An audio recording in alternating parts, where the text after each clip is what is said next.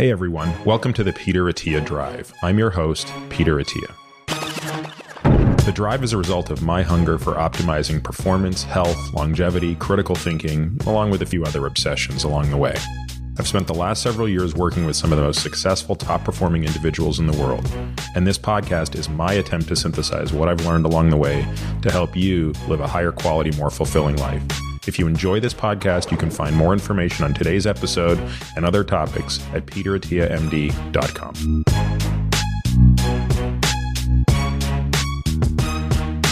Hey everybody, welcome to this week's episode of The Drive.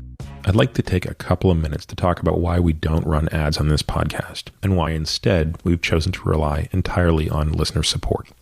If you're listening to this, you probably already know, but the two things I care most about professionally are how to live longer and how to live better. I have a complete fascination and obsession with this topic. I practice it professionally, and I've seen firsthand how access to information is basically all people need to make better decisions and improve the quality of their lives. Curating and sharing this knowledge is not easy, and even before starting the podcast, that became clear to me. The sheer volume of material published in this space is overwhelming.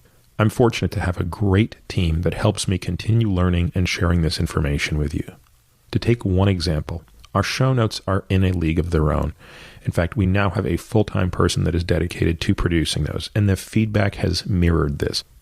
So all of this raises a natural question. How will we continue to fund the work necessary to support this? As you probably know, the tried and true way to do this is to sell ads.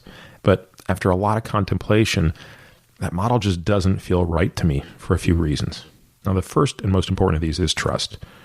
I'm not sure how you could trust me if I'm telling you about something when you know I'm being paid by the company that makes it to tell you about it. Another reason selling ads doesn't feel right to me is because I just know myself. I have a really hard time advocating for something that I'm not absolutely nuts for. So if I don't feel that way about something, I don't know how I can talk about it enthusiastically. So instead of selling ads, I've chosen to do what a handful of others have proved can work over time, and that is to create a subscriber support model for my audience. This keeps my relationship with you both simple and honest. If you value what I'm doing, you can become a member and support us at whatever level works for you. In exchange, you'll get the benefits above and beyond what's available for free. It's that simple. It's my goal to ensure that no matter what level you choose to support us at, you will get back more than you give.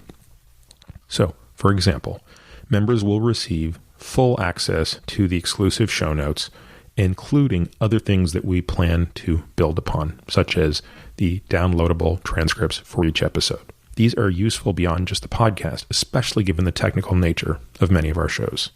Members also get exclusive access to listen to and participate in the regular Ask Me Anything episodes.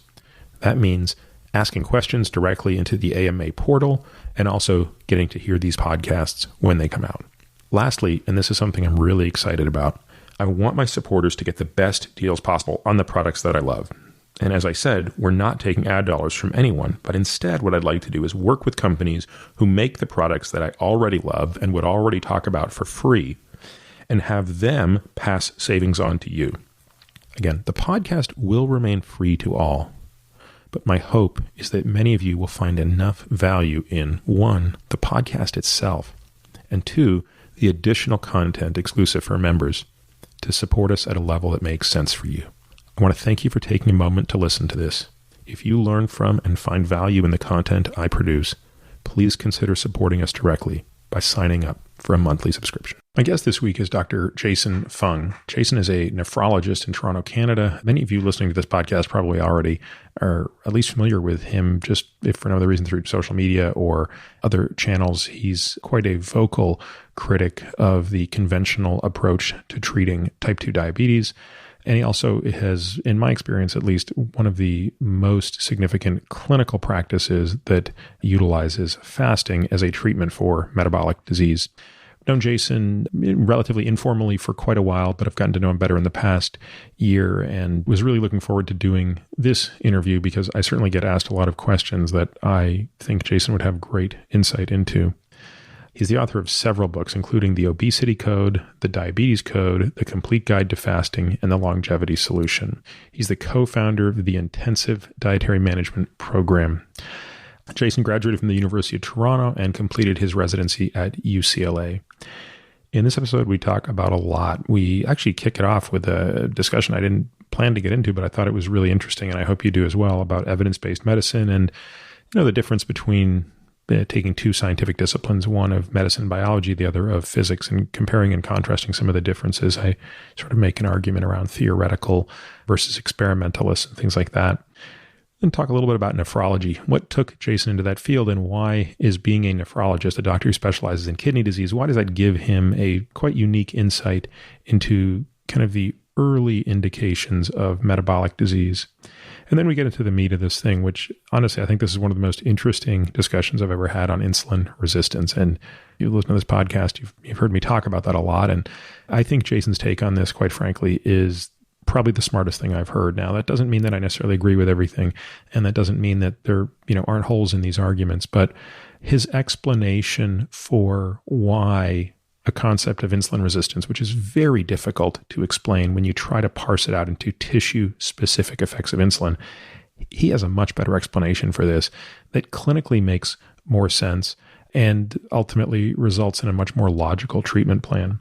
So once we go through this discussion of what people call insulin resistance and come away with this idea of hyperinsulinemia, for which, by the way, he has a great example using a suitcase that I'd never heard before, but I took the liberty of bolting onto it as much as possible. So by the end of this, you might be sick of hearing about suitcases.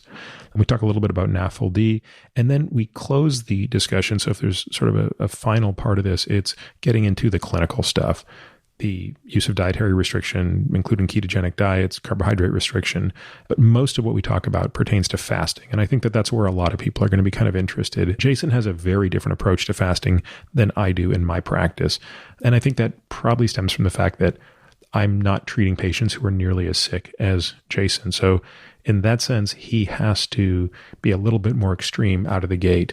And to listen to some of the clinical wisdom that he brings to this is, even for me, quite informative. So I hope you enjoy this discussion with Jason half as much as I did.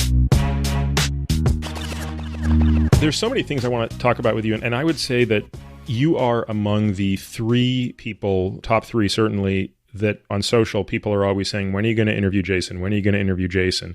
And of course, we had planned to do this in December in person. And that's when I had my whole dental calamity that required like tooth extraction after secondary tooth extraction also. So I never made it up. So anyway, I'm glad we could do this, and I appreciate everyone's patience with this. But I guess the broader point is I think people are so interested in speaking because of all of the work you've done around fasting, insulin resistance, and just overall. I mean, you're a clinician on the front lines. I mean, it's one thing to sort of pontificate on Twitter. It's quite another thing when you actually have to show up in clinic and see hundreds of patients as you do. Thanks. I mean, I think that's one of the things that I think distinguishes me from some of the other people that are out there, is that the stuff's got to work. Otherwise, it just ain't worth it, right? Like, you can talk all you want about this and that, but if it doesn't change management, then it doesn't interest me particularly, because that's where I come from.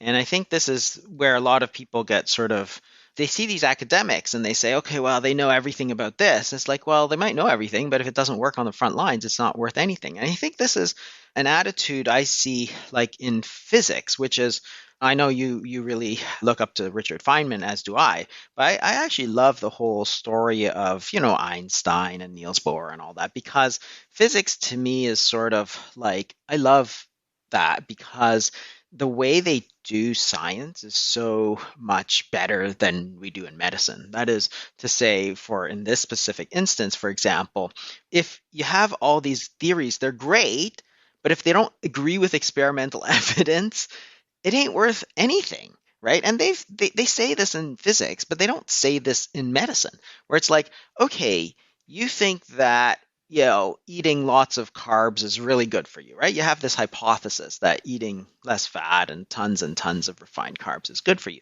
And that's a great theory. It all makes sense. And the same thing with calories, right? It sounds like if you just cut calories, it makes sense. But if your theory doesn't work, then it's not a good theory. And this is what they say in physics, which they don't say in medicine. And in medicine, it always like boggles my mind how these bad theories go round and round and round because they make sense, but nobody's actually put them to the test, or nobody's pointing out these things. And it's the same with insulin resistance. I think actually, to me, the most important topic is sort of insulin resistance, because again, that's what I deal with as a nephrologist. I see a lot of type 2 diabetes. That to me is completely sort of misunderstood. And the way we think about insulin resistance is sort of totally wrong. And that's why we have the sort of mess that we have, I think. Well, we're going to get to that for certain. I'd definitely like to build on what you've said. Yeah, there's a beautiful demonstration of what you described. It's a video from either Caltech or Cornell, I can't recall. So it was either right before he had left Cornell or after he had arrived at Caltech, where Feynman is at a blackboard and he is explaining the scientific method in about as elegant a way as you can, which is to basically say what you did, which is this is the scientific method. You make a guess. You design an experiment to test the consequences of that guess. You do the experiment, and if the output of that experiment aligns with your guess, the hypothesis turns out to be likely correct or more likely to be correct. And if it doesn't, you go back to the drawing board. And the simplicity with which one of the most brilliant physicists of the 20th century explains that is not lost on anyone who watches it. And I would agree with you completely. I've gotten into trouble by saying this before, but I guess on your podcast you can sort of say what you want. But I'm generally suspect of people who have very, very strong points of view on things in biology or medicine who no longer interact with patients. Doesn't mean that they're wrong, but I'm generally suspect because of that, because the other thing is biology is harder than physics. The reality of it is just a lot messier. And sometimes people ask me, do you think you'll always see patients? And the answer is yes, I think so. And I hope so, because they are kind of a humbling tool. Every time I think I've really got it figured out, I'll always meet a patient who proves me wrong. And they're obviously right and I'm wrong. And I think the other part about physics, which I love, is that the way they think about it is that there's, a theory, like Newton has a theory, for example, and it explains a lot and it's a great theory and everything. But then there's these anomalies. And the anomalies are what drives sort of science forward, because you have to come up with a better theory that explains the anomalies. And if you come up with a better theory, they make these wild predictions. And if these wild predictions are true, this new theory can sort of supplant it. So the way Niels Bohr and the quanta supplanted sort of Einstein, even though he was brilliant. So the point is that doesn't happen in medicine. In medicine, we have this super laborious process of evidence-based medicine, where instead of saying, hey, here's a theory that makes more sense because it explains everything, what they do is they say every single point, they go, where's the evidence? Where's the evidence? Where's the evidence? So that's why nothing ever moves forward. Like I do the same thing in nephrology that I did 20 years ago when I was doing my training. It's like, what was the last advance we had, right? It's like from so long ago, where like most of the advances in medicine, for example, come from like aspirin. It counts for like 50% of the progress we've made. It's sort of ridiculous. Whereas physics sort of moves, at light speed because they don't demand this sort of evidence base. And I always say that, evidence-based medicine is good if you know how to apply it, right? Because the whole point of evidence-based medicine is that it's not a search for truth, it's a search for consensus. And it may or may not be true. But if you have a crazy theory and then you send it out to 5 people and they say, well, it's crazy, it gets killed. So if you have like a theory, hey, the earth goes around the sun, not the sun goes around the earth. You send it to a consensus of peers, they say, no. Clearly the sun revolves around the earth. That would never have made it through. So the evidence-based medicine is not everything. Like you have to understand where to apply it. And this is where I think we've gotten into so much trouble, is that every sort of advance moves glacially because we sort of demand that things have to have evidence. So something like fasting, for example, which I always get into trouble a lot too, right? I get into tons of trouble for calories. Everybody attacks me for all kinds of stuff. But fasting 5 years ago was the dumbest thing you could do, right? And I'm like, why? Like it doesn't make any sense that it should be so bad, right? So I thought about it and I went through it, and then I just brought it immediately to patients, right? Just treated hundreds and hundreds and hundreds of patients, and the results, like, amazing. And of course, if you don't eat, you're going to lose weight. If you don't eat, your diabetes is going to get better, right? So it worked. And that was the point. Like, you got to get to that point where it's like, and then everybody says to me, oh, where's the evidence? I'm like, why do I need evidence? Like, people are getting better, right? I'm not a researcher, right? You can come up with the research, but just try it on people, look at it. But all these people were saying, oh, there's no evidence, clearly it's bad. And that's where everything just sort of bogs down. You get all these people who sort of demand that every sort of little step has to be based on consensus. The consensus moves so slowly that you can't move. You can't move like Einstein moved. You can't make those sort of intuitive leaps forward. That always bothers me a lot. Well, it's sort of a problem. There is a distinction, right? In physics, I think, broadly speaking, and again, physicists will sort of bristle at the simplicity with which I'm saying this, but you can generally divide the field into the experimentalists and the theorists. And that's what I think allows the step function changes in understanding. So Einstein's advances were theoretical. So the experimental evidence to support these things came after, but yes, many times the big steps forward come on the basis of theoretical propositions. And we don't really have that in medicine and biology. We don't have experimentalists and theorists. I've thought a lot about this, actually, and I didn't intend to go down that rabbit hole, but there's a whole separate podcast, by the way, on this topic of how could you change biological research to take some of the advantages that we see in the physical sciences, where you can create a symbiosis between the theorists and the experimentalists. The last thing I'll say on this point, by the way, that I agree with you is the real challenge of exclusively relying on evidence-based medicine is that framework is very good for certain problems. It's actually quite good for problems that are rather acute, for which the interventions to address them are rather simple, and for which you will get an answer quickly. So in many ways, the pillar of evidence-based medicine is infectious disease. If you think about how much we have learned through evidence-based medicine with respect to the treatment of HIV and, frankly, most infections, it's remarkable. I mean, we've really got that dialed in. But again, if you take a step back and look at those criteria, well, infections are quite acute typically, very easy and binary to measure progression. The interventions are simple. Take this medication, don't take this medication. That's much more complicated than, well, I want you to exercise a certain way for this period of time, or I want you to eat a certain diet for a certain period of time. And then the resolution can be to whatever metric it is, whether it be T cell count or amelioration of the clinical infection. That occurs really quickly. So you're right. I mean, I think evidence-informed medicine is probably a better way to think about it. But yeah, someone like you is, you're really on the forefront of using your best ethical judgment to say, look, I'm going to bring something to a patient population. The other thing I want to add, by the way, while I'm on my soapbox that you helped me stand up onto, is people are very quick to say, well, you don't have the evidence to support fasting for a patient with type 2 diabetes. And you can say, okay, that's true. So there is a risk that if this patient with type 2 diabetes goes on a fasting protocol, something bad could happen. But what people in medicine I find are very, I wouldn't even say quick to forget, I don't even think it registers, is what's the risk of not doing something? The risk of doing something is usually more in our forefront. It's that risk of not doing something that people often forget.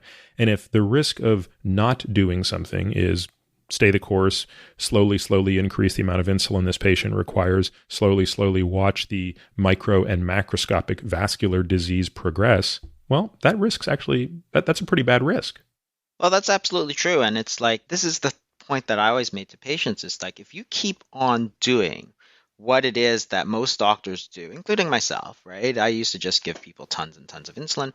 I know what is going to happen. And everybody acknowledges that you'll just get worse over time. And it was just sort of accepted. And it's like, there's the risk of not doing anything, right? But if you suddenly change, bring an intervention like fasting or low carbohydrate diets, ketogenic diets, or whatever, there's a risk of doing it. Sure, we don't know what the risks are, but we know the risk of not doing something. And that's the virtual certainty that you're going to, in 10 years, go on dialysis or something like that, right? And that's not an insignificant risk.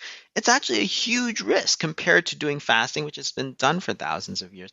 And I always say, like, look, Like the problem with evidence-based medicine and consensus and stuff, look at what happened with the low-carb guidelines. So as you know, a couple days ago, the American Diabetes Association came out with sort of new guidelines, and they said, hey, low carbohydrates pretty reasonable.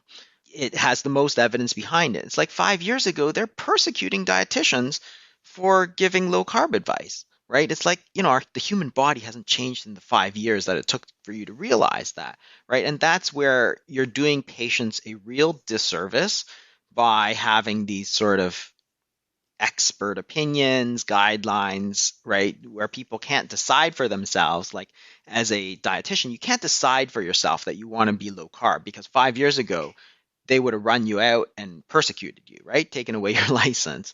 And today, like as of sort of 2 days ago, you're actually falling completely within American Diabetes Association guidelines, right? So it's like, this is a big problem. The flip side, I guess that's progress, and we'll take it, right? I've said this before. It's sort of one of my little tongue-in-cheek comments, but all facts have a half-life, and some of those half-lives can be quite short. But it is interesting to see this because it's been about 10 years that I've been paying attention to this, and these things typically do occur on 5-year cycles, both through the ADA, the AHA, and then in the United States, obviously the USDA also. I guess, in fact, gosh, it's hard to believe we're coming up to 2020. This time next year, we'll be dealing with a new set of dietary guidelines, which I don't want to think about. So let's change gears for a moment. You're a nephrologist. So for people listening, that means you specialized after doing your training in internal medicine, you then subspecialized to double down on one particular organ, a beautiful organ called the kidney, which give us, a little bit of a sense of like, what is it about the kidney that is so special? Because it is a pretty special organ. In internal medicine, everybody sort of divides themselves into types, right? So in medical school, it's interesting because you have the jocks who go into orthopedics, right? And then you have the really sort of touchy-feely people, and they go into family medicine and pediatrics. And internal medicine generally attracts a lot of people who sort of like to think about things. And then within internal medicine, you have the sort of subdivision into the different types. And generally, where I was going to school at the University of Toronto, the nephrologists were always the ones who like to think about things because that's all we could do. And we couldn't do a lot about it, like, you stick people on dialysis and so on. But they like to think about problems like puzzles, like electrolyte problems and stuff. So you have this low sodiums and low potassiums and what's happening in the kidneys, because the kidneys do a lot in terms of homeostasis. They keep track of, they keep the sodium in check, and you keep the proper amount of water and salt and potassium and calcium in the body. So it's fairly complex, but it's a specialty where people like to think, as opposed to like GI, which was towards the sort of action-oriented people who like to scope and snare things out and stuff. So that was really what attracted me to nephrology, really, was that's sort of my personality, is I like to think about stuff. I like to work out puzzles. I'm addicted to Sudoku. It's just something I love to do, and it's just the way I am. So that's sort of why I chose nephrology, and I wound up doing that at UCLA. I do enjoy it, and when I say there's not a lot we can do, what I mean is that up to a certain point, kidney disease, you can treat them, but there's really like two treatments, right? There's prednisone and then dialysis. And the last time we had a drug that actually slowed down progression of kidney disease was like the ACE inhibitors in the 80s, right? It's been a long time since things changed. And just now we have the SGLT2s for diabetic kidney disease. Before that, it's like nothing. So there wasn't a lot to do, but there's a lot to think about. So that's sort of what I liked about it. And the kidney, every organ is unique in its own way, but one of the things that I recall being sort of blown away by in medical school was how smart the kidney was. You don't think of it as a particularly intelligent organ. You think of it as, well, it's just a filter.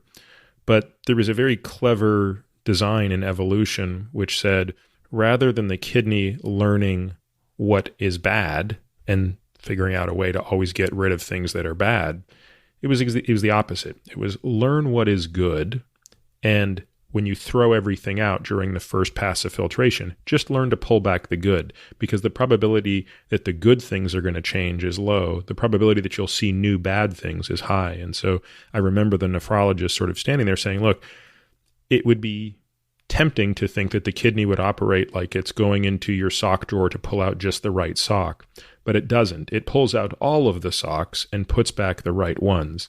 And that always sort of stuck with me, one, as a pretty interesting statement of just how important it is to have that system working. Then the second thing is how small the organ is, and yet what a high fraction of our circulating blood volume passes through it. And as you build on that, which gets to some of the stuff we're going to talk about today, why the kidney is such an early warning indicator of disease, either through high blood pressure or high glucose.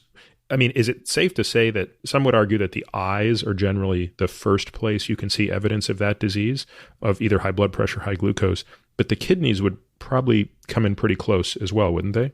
Oh, yeah, absolutely. So the thing about the kidney is that they get like 20% of the entire circulation of the body. So it's a huge amount of blood that goes through. And then the amount that comes out through the glomerulus, which is the sort of functional unit of the kidney, is huge. So basically, they take everything out and then sort of put it back in. So that's why they can fine tune it so well. But there's a huge amount of fluid that goes through the kidney sort of all the time. Even though a trickle comes out as urine, like it's filtering like 10 times more than that. So you might have a liter of urine a day, but you're filtering way more than that every single minute, truthfully. So it's an incredible system. And the reason that the eyes and the kidneys are such early warning indicators is that the eyes is the best because you can actually directly visualize. It's the only place you can directly visualize the blood vessel. But the glomerulus, which is, you have about 1 million of these glomeruli in the body, but they're basically a big bag of blood vessels. So if you're going to have diseases of the blood vessel, which turns out to be where these metabolic diseases impact each other, so the heart disease and kidney disease, that comes later on. But there's so many blood vessels in the kidney that it gives you this sort of early warning. So the first thing you generally see in terms of diabetes or high blood pressure, you start to see this protein that appears in the urine.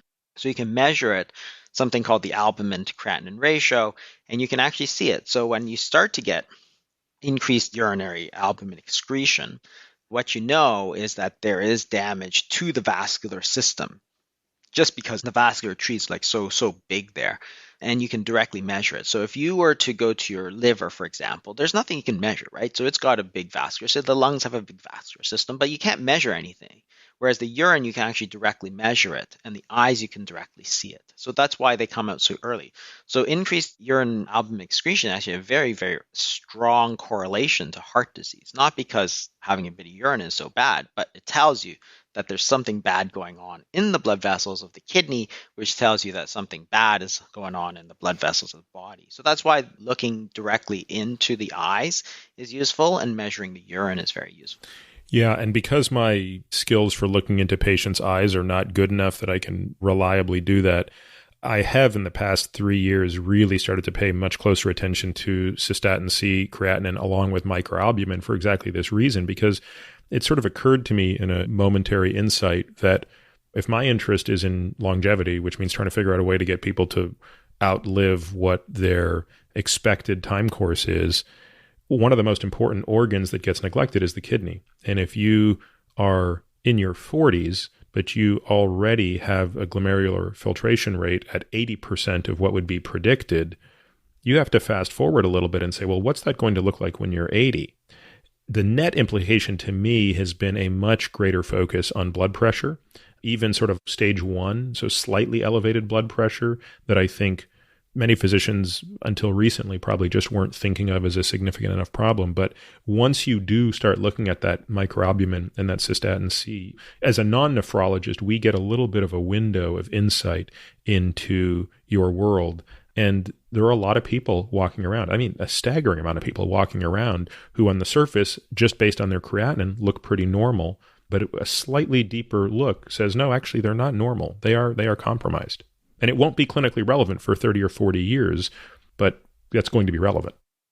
The thing is that there are no symptoms. So I see people all the time with diseases like IgA nephritis, which is the most common sort of primary kidney disease in the world.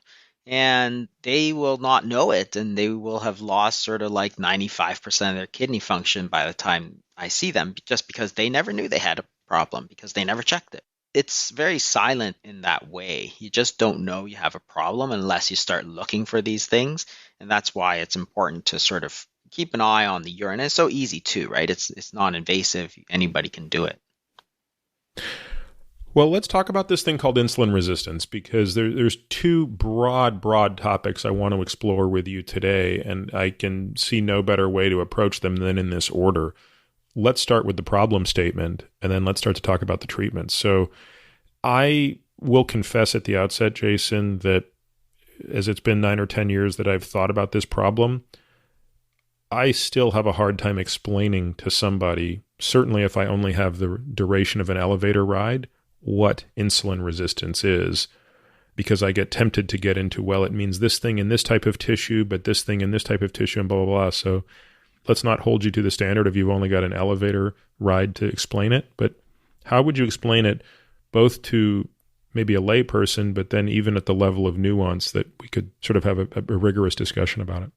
This is really what I think is the sort of most important problem in medicine, which is the metabolic syndrome and insulin resistance.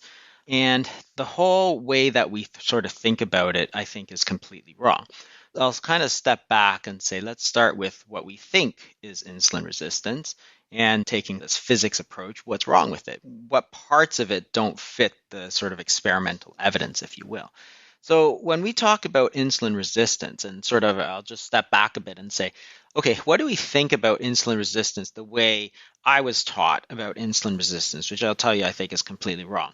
And probably you were taught the same thing, right? So the way we think about insulin resistance is we think about it only in terms of the glucose, right? So insulin is a hormone, and when insulin goes up, it allows glucose from the blood to go into the cell. So we know that. We know that GLUT4 receptors it goes into the cell membrane, glucose goes in, and now the cell can use it. So the reason we call it insulin resistance is because we know that there are normal levels of insulin, as opposed to type 1, where there are low levels of insulin. There's normal levels of insulin, but the glucose is not going into the cell for some reason. And when you measure the blood glucose, for example, it's very high. And there's insulin around, so if insulin is around, why can't the glucose go into the cell? And this is why we say, hey, if there's insulin, then the cell must be resistant to the insulin. This is insulin resistance. This is the sort of lock and key paradigm that we talk about. So insulin is a hormone. It acts on the insulin receptor, which is on the cell surface. And the insulin receptor is like a gate. So there's a door, there's a lock. Insulin is like the key, so it opens the door, and therefore the glucose can go from the blood into the cell. The cell has energy to use. So we can measure insulin. We can also look at insulin receptors. You can sequence it, and you can tell there's actually nothing wrong with them. So insulin receptors are completely normal. Insulin is completely normal. So what you say is that, well, there must be something that's gumming up the system. So like a piece of gum that's sort of stuck in that lock, it's gumming up the things. You have a normal key, you have a normal lock, but when you put the key in the lock, it doesn't really work. And then therefore, the glucose can't get into the cell, and the cell is now facing an internal starvation. And the internal starvation is why we give insulin to move the glucose into the cell. And that's our current thinking, or at least what I was taught, and what most people still think about insulin resistance. But it's almost completely incorrect, and there's no possible way it can be correct, because there's a central paradox of insulin resistance, which is that insulin has actually many different functions, only one of which is letting glucose into the cell.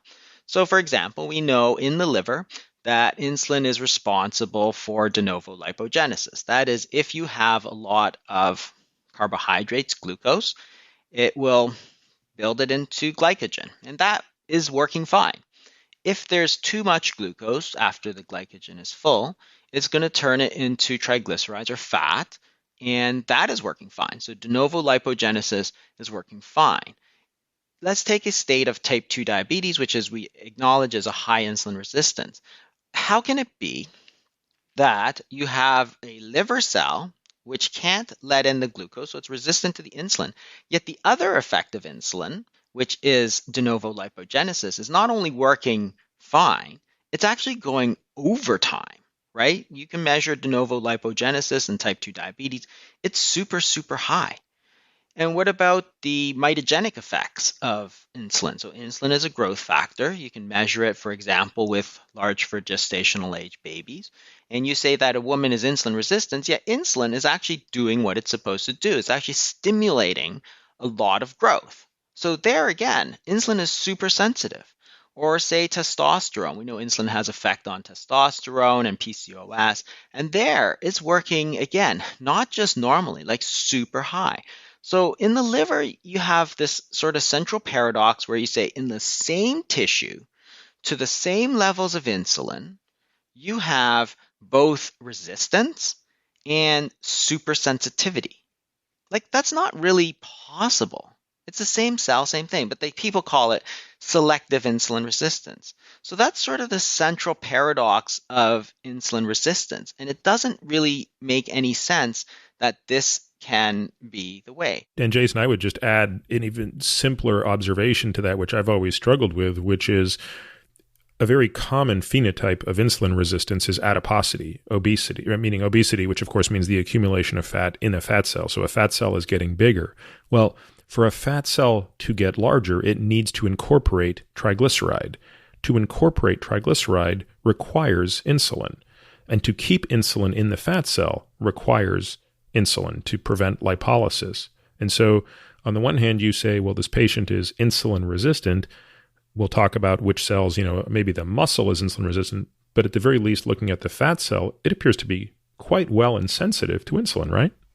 Exactly. And it's the same thing with de novo lipogenesis. And this is why I say we know that de novo lipogenesis in this state of insulin resistance is taking sort of glucose and turning it into fat. And then the liver sort of exports this fat as VLDL and triglycerides. Well, the thing is that if you have internal starvation of this liver cell, that is, the glucose cannot get into this liver cell, how on earth is this liver going to package glucose and turn it into fat? Because we know that is happening, but where's this glucose? Like it's taking glucose, making it into fat. But you're telling me with this paradigm that no glucose is getting in. You're facing internal starvation. I mean, it's like making a brick wall with no bricks. It's just impossible. But yet, this is the paradigm that we face, this internal starvation paradigm. And you look at the person, like you look at a type 1, untreated type 1 diabetic, where there actually is no insulin. And they're like a stick. So if you've ever seen some pictures, these type 1 diabetics could not gain fat no matter how much they ate. Then they peed out all their glucose, then they died. That's not what it looks like in type 2 diabetes, in insulin resistance, because type 2 diabetes is a disease of too much insulin resistance. So there's no way that is possibly true. So what you have to come up with is a different sort of a new paradigm of thinking about what insulin resistance actually is. And this is one of the things that, why I say physics always appeals to me, because that's where you can come up with a new theory which explains all these sort of paradoxes much better. And that is that it's not a sort of underfill problem, it's an overflow problem. Because there's two possible ways. So we say they're insulin resistant because the glucose does not go into the cell. That's the whole reason we say it's insulin resistance, lock and key paradigm, the gate is closed. But there's actually two reasons why that glucose might not go into the cell, because either the door is closed or it's already too full. That is, if you have a cell that is already bursting to the seams with glucose, that glucose from the blood simply can't get in. So this is a totally different paradigm than this sort of internal starvation paradigm, because it's an overflow paradigm, but it solves the problem of the central paradox. That is, why is this liver cell making so much new fat from glucose? Because it's jammed full of fat. The glucose from the outside cannot go in, but the liver cell is so busy trying to make new fat, de novo lipogenesis, that it's just shoving it out the door. But there's too much going in. So the problem is not insulin resistance per se. The problem is hyperinsulinemia. That is, in the first place, it was all this insulin that put all this glucose into the cell, but you're putting so much into the cell that it's too full. I use an analogy. Like, suppose you have a suitcase and you're putting your shirts in your suitcase, which is fine. And your wife says, here, put these shirts in, you put it in. That's fine. And then at some point, your wife says, here, put these 2 shirts into your suitcase, but you don't put them in. Well, why don't you put those 2 t-shirts, last 2 t-shirts into your suitcase? Either the suitcase doesn't open or it's just full. There's 2 possibilities, and they're completely different. Or to extend on that analogy, you could say, well, you're just not listening to your wife. What you're basically saying is, look, the conventional view here is when your wife said, put these 2 shirts in your suitcase the last 2 times, you just decided, I don't want to, I don't want to do exactly.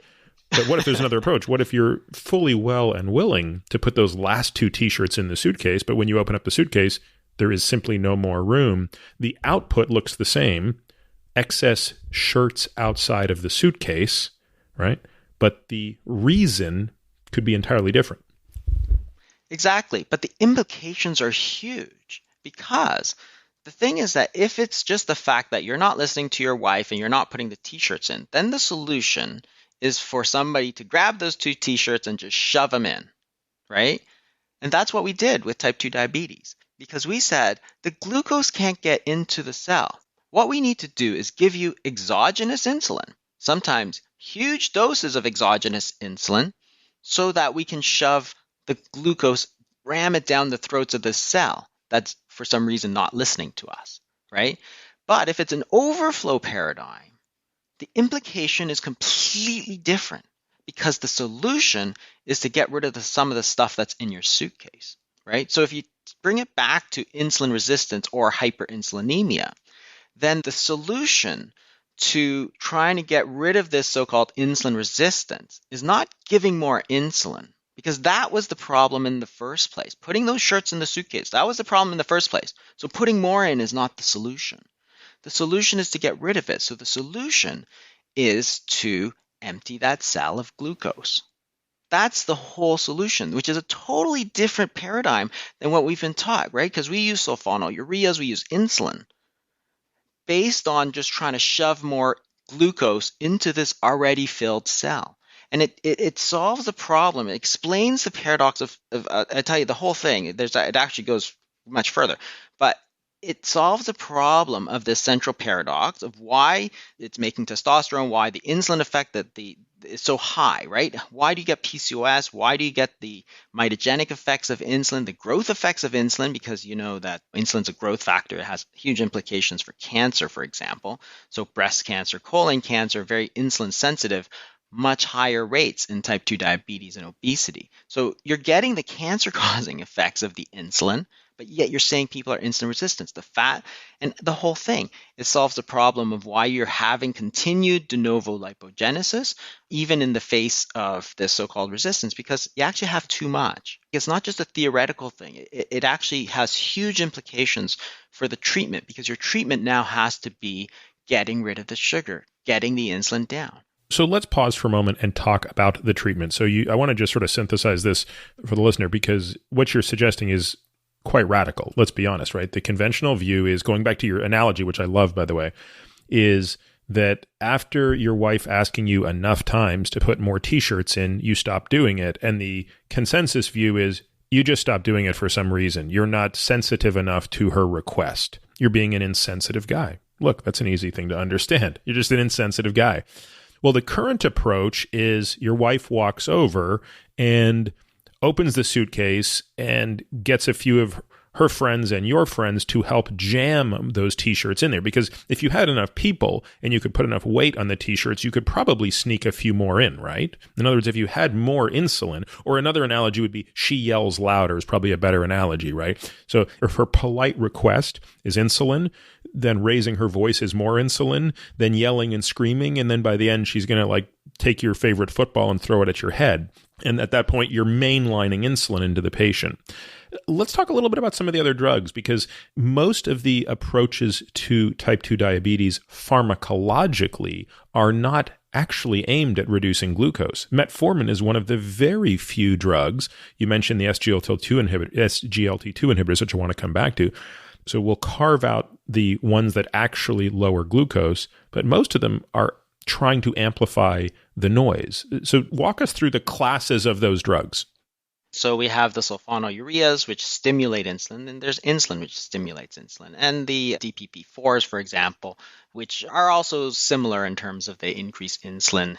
This is more than incretins, but they increase insulin basically. So the classic response of the older class of medication. So I'm going to leave, so metformin, I'm going to leave aside because that's actually a totally different thing.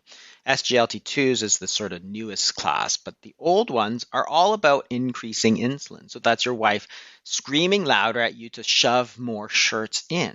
And this is the thing. So if you do that, so say you give somebody a sulfonylurea and you start shoving more, your wife starts yelling at you, so you start shoving more t-shirts. And at first, you can do it. But as you keep doing that, the problem just keeps getting worse and worse because at first it's a little full, then it's a lot too full. And then what happens? Well, even if she's yelling at you really loud, you still can't put any more in because you're just way over the limit. So this is what happened in the body because look, if we look at the way we treated type 2 diabetes sort of 20 years ago, it was to give sulfonylureas, then insulin, then more insulin, then more insulin. You're just shoving more shirts into that suitcase. And the cell is getting more and more glucose, and it's getting more and more full. As it gets more and more full, the insulin resistance gets worse and worse. So what do? You keep going up, you keep going up. And guess what? That's exactly what happened. But if you think about it, if you have a patient who 10 years ago was on one drug and now they're on huge doses of insulin, that diabetes never got better. The sugars might have gotten better, right? But the actual disease itself of type 2 diabetes never got better. It only got worse. And that's the reason we say it's chronic and progressive, because the treatment was completely incorrect. We did the wrong thing. We kept putting more shirts in when we should have been taking shirts out. We kept putting more glucose into the liver, which is what insulin does, right? Instead of taking all that glucose out of the liver. It was the wrong thing. That's why people got worse. That's why we could never show any benefit to tight glucose control in type 2 diabetes. That's why the Accord, the Advance, the VADT, and all those trials failed, because they're working on this incorrect paradigm of insulin resistance. This is the lock and key paradigm. So now we have a drug class which does something completely different. So this is the SGLT2s. Before you go to that, Jason, I'll just add another point to this, because I know I discussed this with Jake Kushner several months ago, but it's important to revisit this in case folks have either forgotten that or didn't listen to it. I want to emphasize what you just said a second ago, because you said it's sort of like, yeah, we all know this, but it's such an important point, right? When diabetes trials are using glycemia as their endpoint, meaning how low can you get the hemoglobin A1C, how quote unquote tightly can you control the glucose, they do seem to have some benefits. Anything that is macrovascular does seem to get a little bit better. So where glucose at high levels causes problems, those things seem to get a little bit better. But where glucose at modest levels in the presence of high insulin, at the micro, I said macro, I meant microvascular. But the opposite is not true. So by taking someone's average glucose from 200 down to 150, that would be considered a huge win in a diabetes trial if you took their glucose from 200 down to 150. And that benefit might show up in their kidneys. But if you had to double the amount of insulin you gave them to do that, it turns out at the macrovascular level, for example, heart and brain, they don't get any better. In fact, they might get worse. I remember the first time I sort of saw that about 3 years ago, it was a big aha moment, which is, why aren't they getting better? And that's sort of when I began to think about hyperinsulinemia itself. I mean, maybe it was longer than that, but not that long ago, right? It was like hyperinsulinemia itself is problematic if you normalize for glycemic levels. Yeah, because this is the thing, that it's not the blood glucose per se. It's the whole body glucose. Because if you think about this overflow paradigm now, if you take the glucose that's in the blood and simply shove it into the liver, have you done anything good for this patient? The answer is no, because you're just covering up the problem. So you take insulin and your sugars are amazing, right? They're normal. But you shoved all this sugar into your liver. What happens when you stop taking the insulin? all the sugar comes rushing back out of your liver and your sugar goes high. So you actually have to keep taking it to keep it bottled up. All you've done is you've covered up the problem. You never made it better because it's like taking garbage and throwing it under your sink. You can pretend that your kitchen is nice and clean, but it's going to start to smell. And that's the problem. It's the whole body glucose. Moving the glucose from one compartment of the body, which is the blood, to another compartment, which is the liver. So you move the glucose from where you could see it into somewhere where you couldn't see it. That doesn't do your body any good. And that was the real lesson of the Accord Advanced VADT. That was 2008. Those were actually the trials that started me down this whole thinking that what we're doing is actually completely incorrect. Because if you remember, for 2008, I've been doing this for like 18 years or 17 years. And that was what we always thought, right? You get the blood glucose low enough or normalize it, you're going to see huge benefits. But we didn't. We didn't see any benefits at all. And that was a huge paradigm shift because these all came in 2008. And yet, nobody wanted to propose a new theory of what is insulin resistance and how are we treating it and why are we so wrong? We just kept doing what we kept doing. We just said, well, maybe it's the hypoglycemia. It's like, come on, that's stupid. They weren't getting a lot of hypoglycemia. But what they had to understand at that point, which nobody ever did, was that this paradigm of lock and key, internal starvation, is completely the wrong way to think about it. Therefore, you're using the wrong treatments. You're using treatments that are actually going to make it worse, not better. And when you actually get rid of the glucose, so gets me back to SGLT2s. So the SGLT2s are a new class of drug, and what they do is they actually make you pee out the sugar.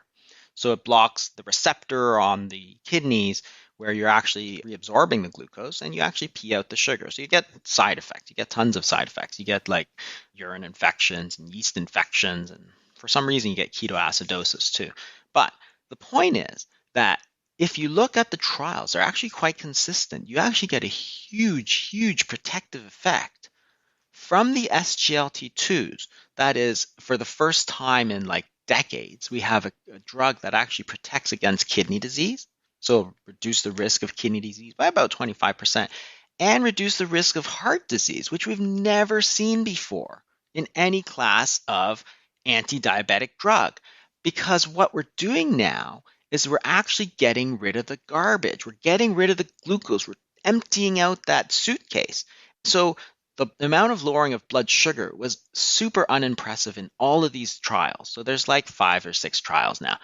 Every single one of these trials shows end organ protection with almost no benefit to your blood sugar. Like A1C would drop like 0.3 or 0.4, like nothing. It was terrible for the blood sugar, but the endpoints were incredible.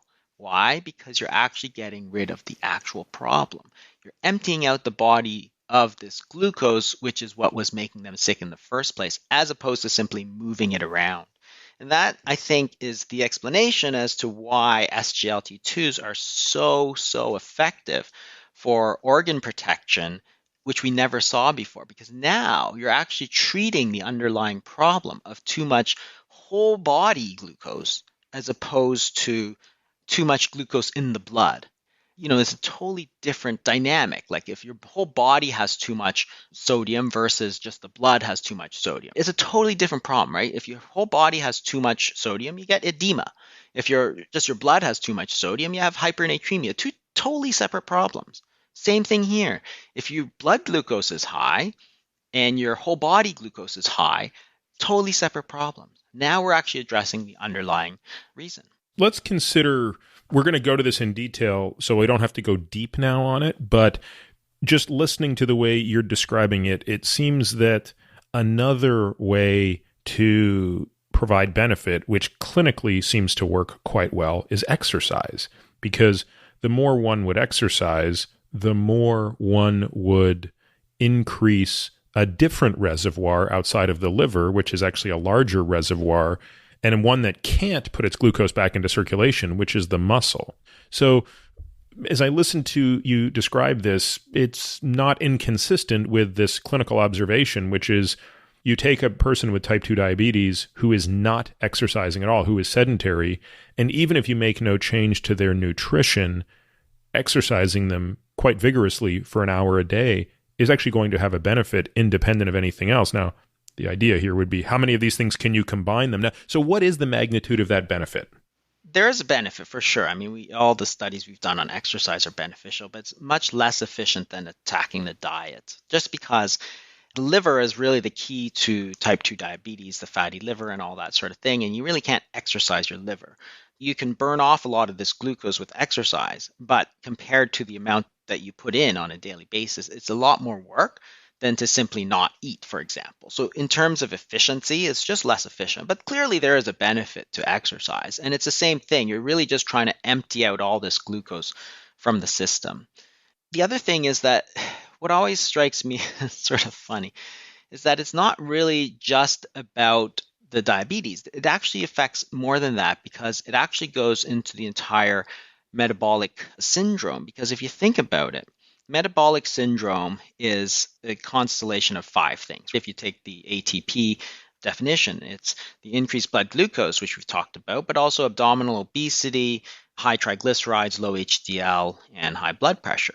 And if you think about it, hyperinsulinemia plays a role in the same thing, because what happens, of course, is that if you have this overflow paradigm, this liver is now busy exporting out tons and tons of the fat, right? It's got too much glucose because of too much insulin. So it's too much glucose, too much insulin.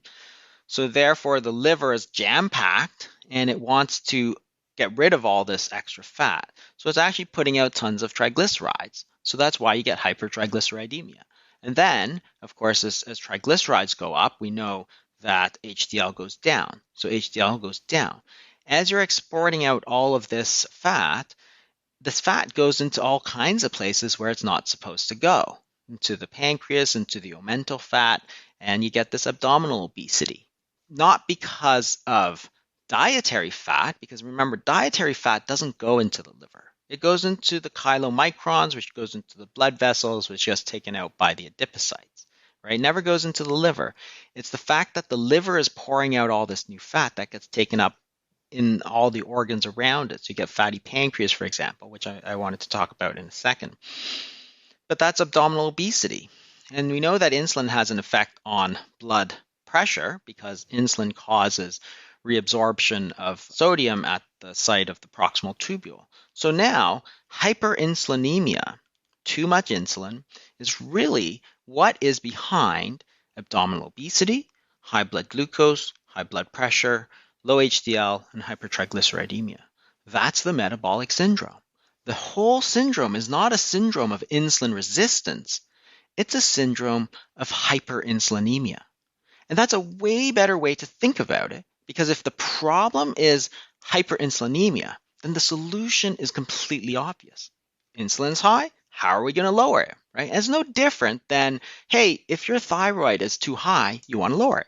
If your thyroid is too low, you want to give some. Well, that's not so hard to understand. But think about type 2 diabetes for a second. Type 2 diabetes, we know that insulin levels are high. So why did we think it would get better? By giving more insulin. We totally misunderstand the problem. Yeah, I had a mentor who trained as an endocrinologist, but now focuses exclusively on type 2 diabetes and obesity. He said the exact same thing, which is he doesn't like the term insulin resistance for the same reason you don't, which is he says it's not consistent with the way we think about endocrinology. In endocrinology, we think about hyper and hypo, fill in the blank. And yeah, he uses the example of thyroid, right? He's like, look, if you have too little thyroid hormone, we give you more. If you hypothyroid, we give you more. And type 1 diabetes is that analogy. If you have too much thyroid hormone, we don't give you more of it. We treat you in a way that reduces the effect of it. And, sometimes that means taking out part of the thyroid and all these other things. It's funny. I think part of the reason I think people struggle with this is the endocrine system is easier to replace than to shut down. For hypercortisolemia is another great example, right? When you have patients whose cortisol levels are unmeasurable, an extreme example of that would be someone in an Addisonian crisis. We're pretty good at giving more cortisol.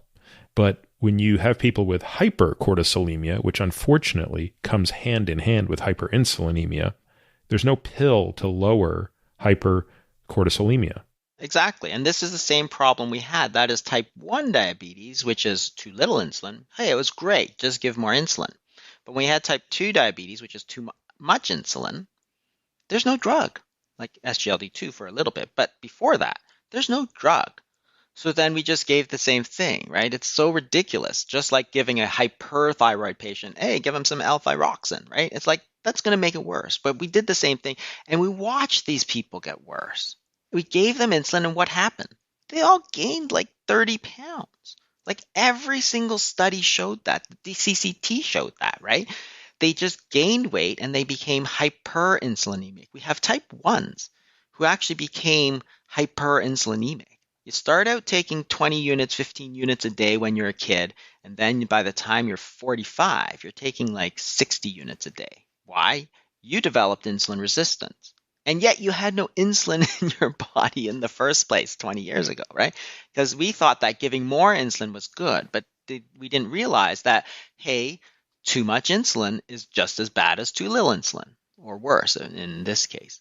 And the funny part about it is that we actually know a lot about biochemically how this sort of overflow paradigm works. So if you look at the glycolytic cycle and the TCA cycle, for example, you have glucose, which undergoes glycolysis to pyruvate. And the pyruvate goes through pyruvate oxidation into acetyl-CoA, which undergoes the citric acid cycle, which gives you citrate and gives you ATP, which again, we know feeds back and blocks glycolysis. Like, okay, well, you have glucose, it goes into the cell, undergoes citric acid cycle, you get lots of ATP, you get lots of citric acid, feeds back, blocks glycolysis, which means that glucose can't go in. It's like, okay, we've worked out the whole biochemistry of how this overflow paradigm is supposed to work. We actually teach it to like high school students that, hey, if you're feeding in way too much of this stuff into the TCA cycle, there's a feedback. There's a negative feedback loop. And almost every biochemical reaction does this, right? In biology, if you start stimulating stuff, you actually have something that's going to block it. TCA cycle is no different. ATP is going to block glycolysis, which is going to block that glucose so you don't overload the system. That's what's happening. Glucose can't go in anymore. This is such an important point because then you can say, okay, hyperinsulinemia, which is actually too much glucose, too much insulin, is going to feed back and not let the glucose into the cell, which is why the glucose stays outside and you have this so-called insulin resistance. But the key is to empty out the cell of glucose. How are you going to do that? Well, low carbohydrate diets, intermittent fasting. There's no more potent way to lower insulin than to fast. I mean, we're going to come to this in a moment, but I get such a kick out of watching people argue back and forth about whether carbohydrate restriction versus fat restriction is better at lowering insulin. My experience is that carbohydrate restriction does a better job than fat restriction. But I feel like sitting on the sidelines saying, hey guys, there's another tool over here you've both sort of forgotten that's like infinitely more potent. Eat nothing and watch what happens to insulin levels. And this is what we did. We just said, okay, don't eat anything. You got to clear out this glucose. You got too much glucose in your cell. Clear it out. The easiest way to do that is eat nothing. Then you're going to force your body to start using some of this fuel, right? And the first place it's going to pull it out of is this fatty liver. Oh, by the way, the fatty liver, so of course, is driven by this de novo lipogenesis, which is why, again, we see this huge correlation between fatty liver, which is a huge problem, by the way. It's actually causing a ton of cirrhosis these days, and type 2 diabetes, because it's actually part of the same problem. But exactly, you're completely ignoring your most effective tool, which is intermittent fasting. As soon as we did that, we saw tons of people just reverse their type 2 diabetes. Which gets me to my next point, which is the type 2 diabetes. And everybody forgets that this is actually a two-step process, right? You don't develop type 2 diabetes just with insulin resistance. It actually is two things. You need one is insulin resistance or hyperinsulinemia, which is a much better name. And then two, you need beta cell failure, because what happens is, and this is where the old paradigm was completely wrong again. So we said, okay, well, you have insulin resistance, your body responds by increasing the amount of insulin. So we know that that happens. So you get hyperinsulinemia, and then eventually the pancreas is just so tired of making all this insulin that it atrophies and it fails. And that's beta cell failure. That's when you actually see the blood glucose go way up. And this whole process takes like 10 years or so.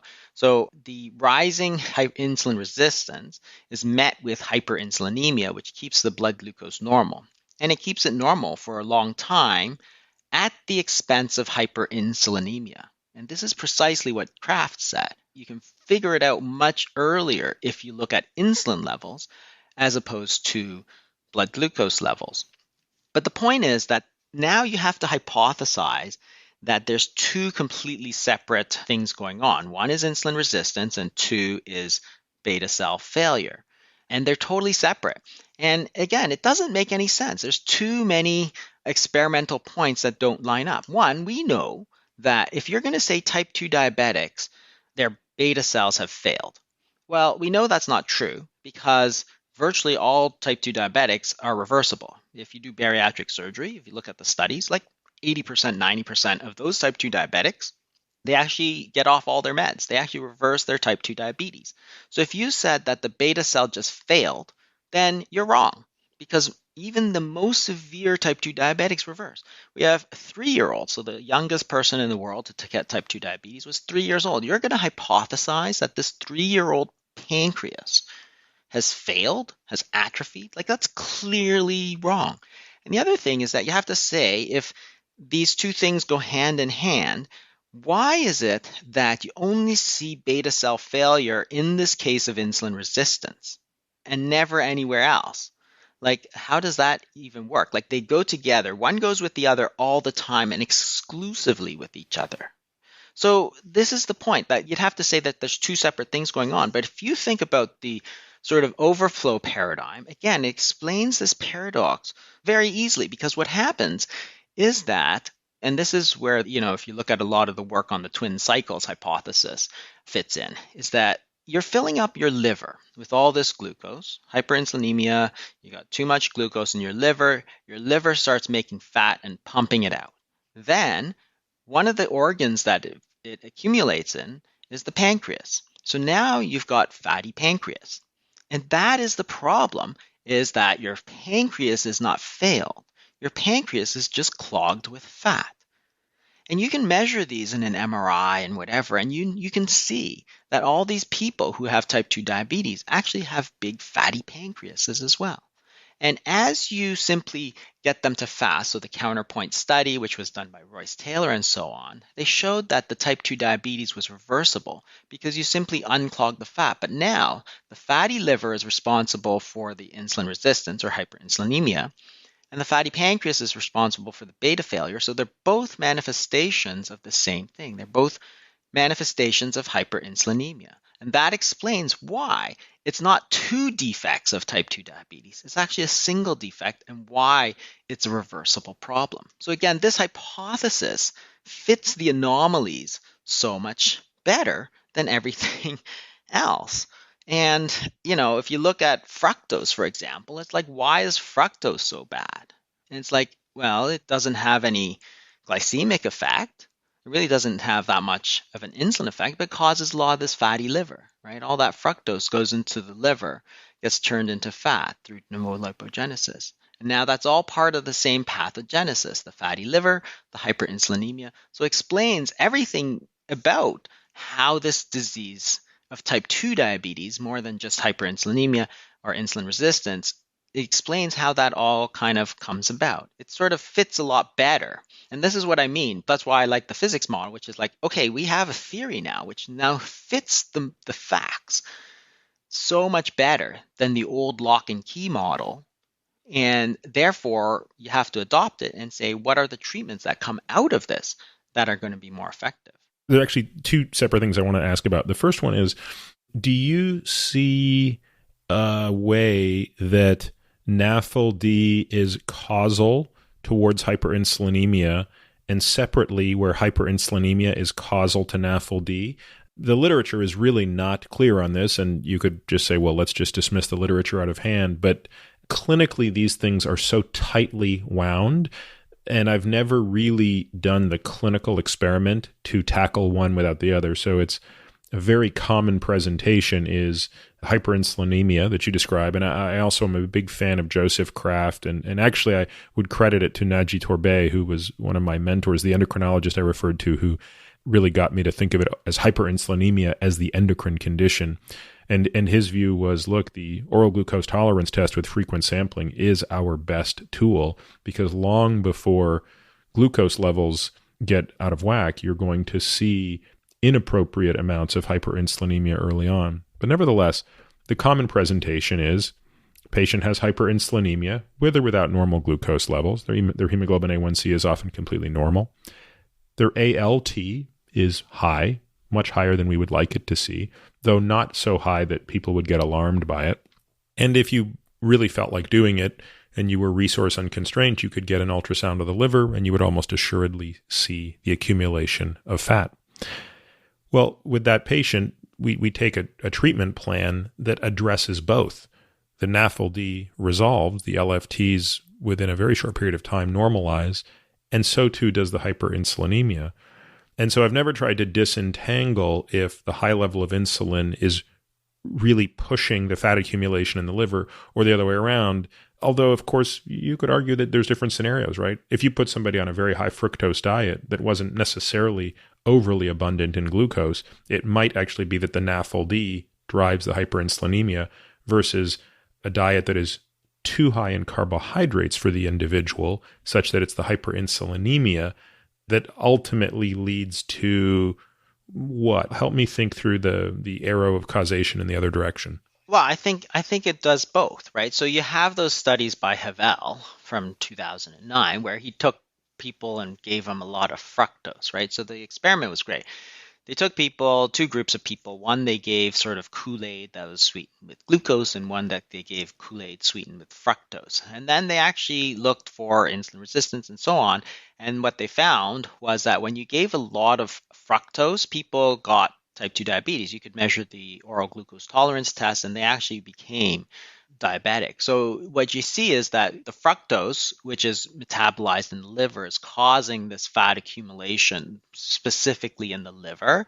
And that is going to cause hyperinsulinemia, right? Because the liver is full of, all this excess fat. Now you're trying to shove all this glucose into this fatty liver cell, and the liver is like, no, I can't take anymore. So I'm going to be resistant to this. So as it gets resistant, the blood glucose goes up and the body starts to have to make more insulin to sort of get rid of this other situation, which is hey, there's too much glucose in the body. So I think the arrow of causation goes both ways, which means it's sort of a vicious cycle. Each is making the other worse.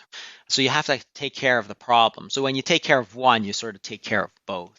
And I always say that what's interesting is to look at this way of thinking. And then if you think about it, if you take it sort of one step further, what you see is that the obesity, the insulin resistance, and the type 2 diabetes, which is the fatty pancreas as well, is they're actually not detrimental. They're actually protective. They're actually mechanisms of protection against the problem. So, for example, let's take obesity. So I say, okay, so let's think about this one step at a time. Suppose you have houses on a street and insulin. Every day you take a little bit of sugar, so a bit of glucose, and insulin comes by and knocks on the door and gives you a little, a bit of glucose. And you say thank you and you use it for energy and everything's great. Now all of a sudden you start taking a lot of glucose. So insulin comes by and instead of giving you a little cup of glucose, it gives you a big barrel of glucose. And it's sort of like too much, right? But you take it because you're supposed to. But eventually, your house fills up with all this glucose. So after a while, the glucose keeps coming in. And insulin keeps giving you a big barrel full that you can't use every single day. And now your house is full. So what are you going to do? Well, you're going to stop taking that glucose. So that's insulin resistance. So that's protective. It's protecting itself from the effect of too much glucose. That's what the fatty liver is doing. It's protecting itself from too much glucose. It says, hey, I can't take any more of this. So what happens, of course, is the insulin's like, oh, I got to get rid of this glucose, right? I can't have it hanging around. I'm going to lose my job. So it gets more insulin and starts battering down the door and just shoving in all this glucose. Not that glucose is bad, but there's just too much of it. So it just keeps shoveling in it. So then you're overcoming that protective response. The obesity, which is the filling up of your house, was actually trying to protect yourself against this excessive insulin resistance. And we see actual evidence of that in the lipodystrophies. So I don't know if you saw that paper a few years ago about lipodystrophy. So you had these people that actually had no fat. And you think, okay, if they're so thin, if they're so skinny, they must have no insulin resistance. They had the worst insulin resistance you've ever seen, like off the charts. They wrote about it in the New York Times. Yeah, this is the thing that sort of explains that paradigm, which is if you are truly insulin resistant, and you at least buy the argument that that's a global term, meaning one cell is insulin resistant, they all are, well then, yes, you should be the leanest individual on the face of the earth because your adipose tissue does not have the ability to integrate or assimilate the signal that says, one, bring triglyceride in, and two, halt the process of lipolysis. The problem is not insulin resistance per se, it's actually hyperinsulinemia. So what your body is doing is taking all this fat and sort of storing it away so it doesn't cause a problem, right? So these people with the lipodystrophy, they couldn't store the fat. So what happened is that the fat stored up in their liver and they had the highest insulin resistance you've ever measured because it's really a protective mechanism. The fat is trying to suck away all this glucose so that it doesn't cause a problem. This is why obesity itself is actually a protective mechanism against hyperinsulinemia, against too much sugar. So the ultimate problem is too much glucose and too much insulin. So then the next step is, okay, so now insulin sort of is way too much. The insulin's got all his cousins out, battering down your door, throwing in all this stuff, and you can't take it anymore. So then what do? Well, you start to take some of these barrels and you try and give it to like your friends and your family and so on, right? So this is what the liver does, right? It's got way too much fat sitting around. So it takes this fat and shovels it out the door as VLDL. And it goes into the other organs. So it goes into the pancreas. It goes into the liver. It goes into your omentum. That's how you get the obesity, the abdominal obesity that you see. So now you've got obesity as a protective mechanism. And insulin resistance itself is a protective mechanism because the cell is trying to protect itself from too much insulin, too much sugar. The last part is that you're throwing out all this glucose into your pancreas, all this fat into your pancreas. Your pancreas stops. It makes a lot of insulin, makes a lot of insulin, makes a lot of insulin up onto a certain point. Now it's all clogged up and it can't make the insulin. So what happens? Well, you start to pee out all this sugar, right? You get the polyuria, polydipsia, glycosuria. Your body is actually trying to protect itself by peeing out all this sugar. So it's like you have to look at it the other way. We think of all these responses, obesity, insulin resistance, and the beta cell failure as pathologic. They're actually protective. It's a totally different thing. Your body's actually trying to protect yourself against the root cause of the problem, which is too much insulin, too much glucose. So when you enhance that glycosuria with SGLT2s, guess what? You actually have a protective, like a hugely protective effect because that's the protective mechanism against the root cause. When you actually give people more insulin, you actually keep all that inside, then what happens? They gain weight. And clinically, you see this. Clinically, the patients know it because you give them insulin, their blood sugars are better, but then they gain weight. And as they gain weight, their diabetes gets worse. So you give them more insulin. And as you give them more insulin, they gain more weight. Do you think that adiposity per se, all things equal, is also driving the hyperinsulinemia? And if so, what is the mechanism? Or do you believe that the adiposity is a bystander of it? Because this is also an enormously difficult problem to tease out in clinical trials, because virtually any clinical trial that demonstrates an improvement in, quote, insulin resistance, or more accurately, a reduction in hyperinsulinemia, is, without exception to my knowledge, accompanied by weight loss and a reduction in adiposity. And this too then drives a causal question, which is the adiposity driving the hyperinsulinemia? So let's for a moment posit that hyperinsulinemia is the way we will refer to this, and we won't talk about insulin resistance because that term has really lost meaning in this context, that the adiposity is driving the insulin resistance or the insulin resistance is driving the adiposity? I think it's more likely that the hyperinsulinemia is driving the obesity rather than the other way around. I mean, it's always hard to tease out, but you can look at, to me, it's always like, let's take sort of an experiment and see. So there was a great experiment a few years ago where they took people who were type 2 diabetic, and this is in the 90s, and they gave them law of insulin. So from time 0 to 6 months, they went from 0 units of insulin to like 100 units of insulin. The blood sugars were great. And what happened? Well, they gained like 20 pounds. And if you look at the number of calories that they were eating per day, it actually had dropped by about 200-300 calories per day. So what you see is that the only difference, because this was a randomized sort of trial, the only difference was the hyperinsulinemia. That's what we changed. When we changed experimentally the amount of insulin people were getting, because we're giving it to them, they gained weight. So to me, that is clearly a causal relationship. We see this all the time, right? You prescribe insulin, people gain weight. You give sulfonylureas, which increase insulin, people gain weight, right? You give them SGLT2s, which make insulin drop, then you lose weight.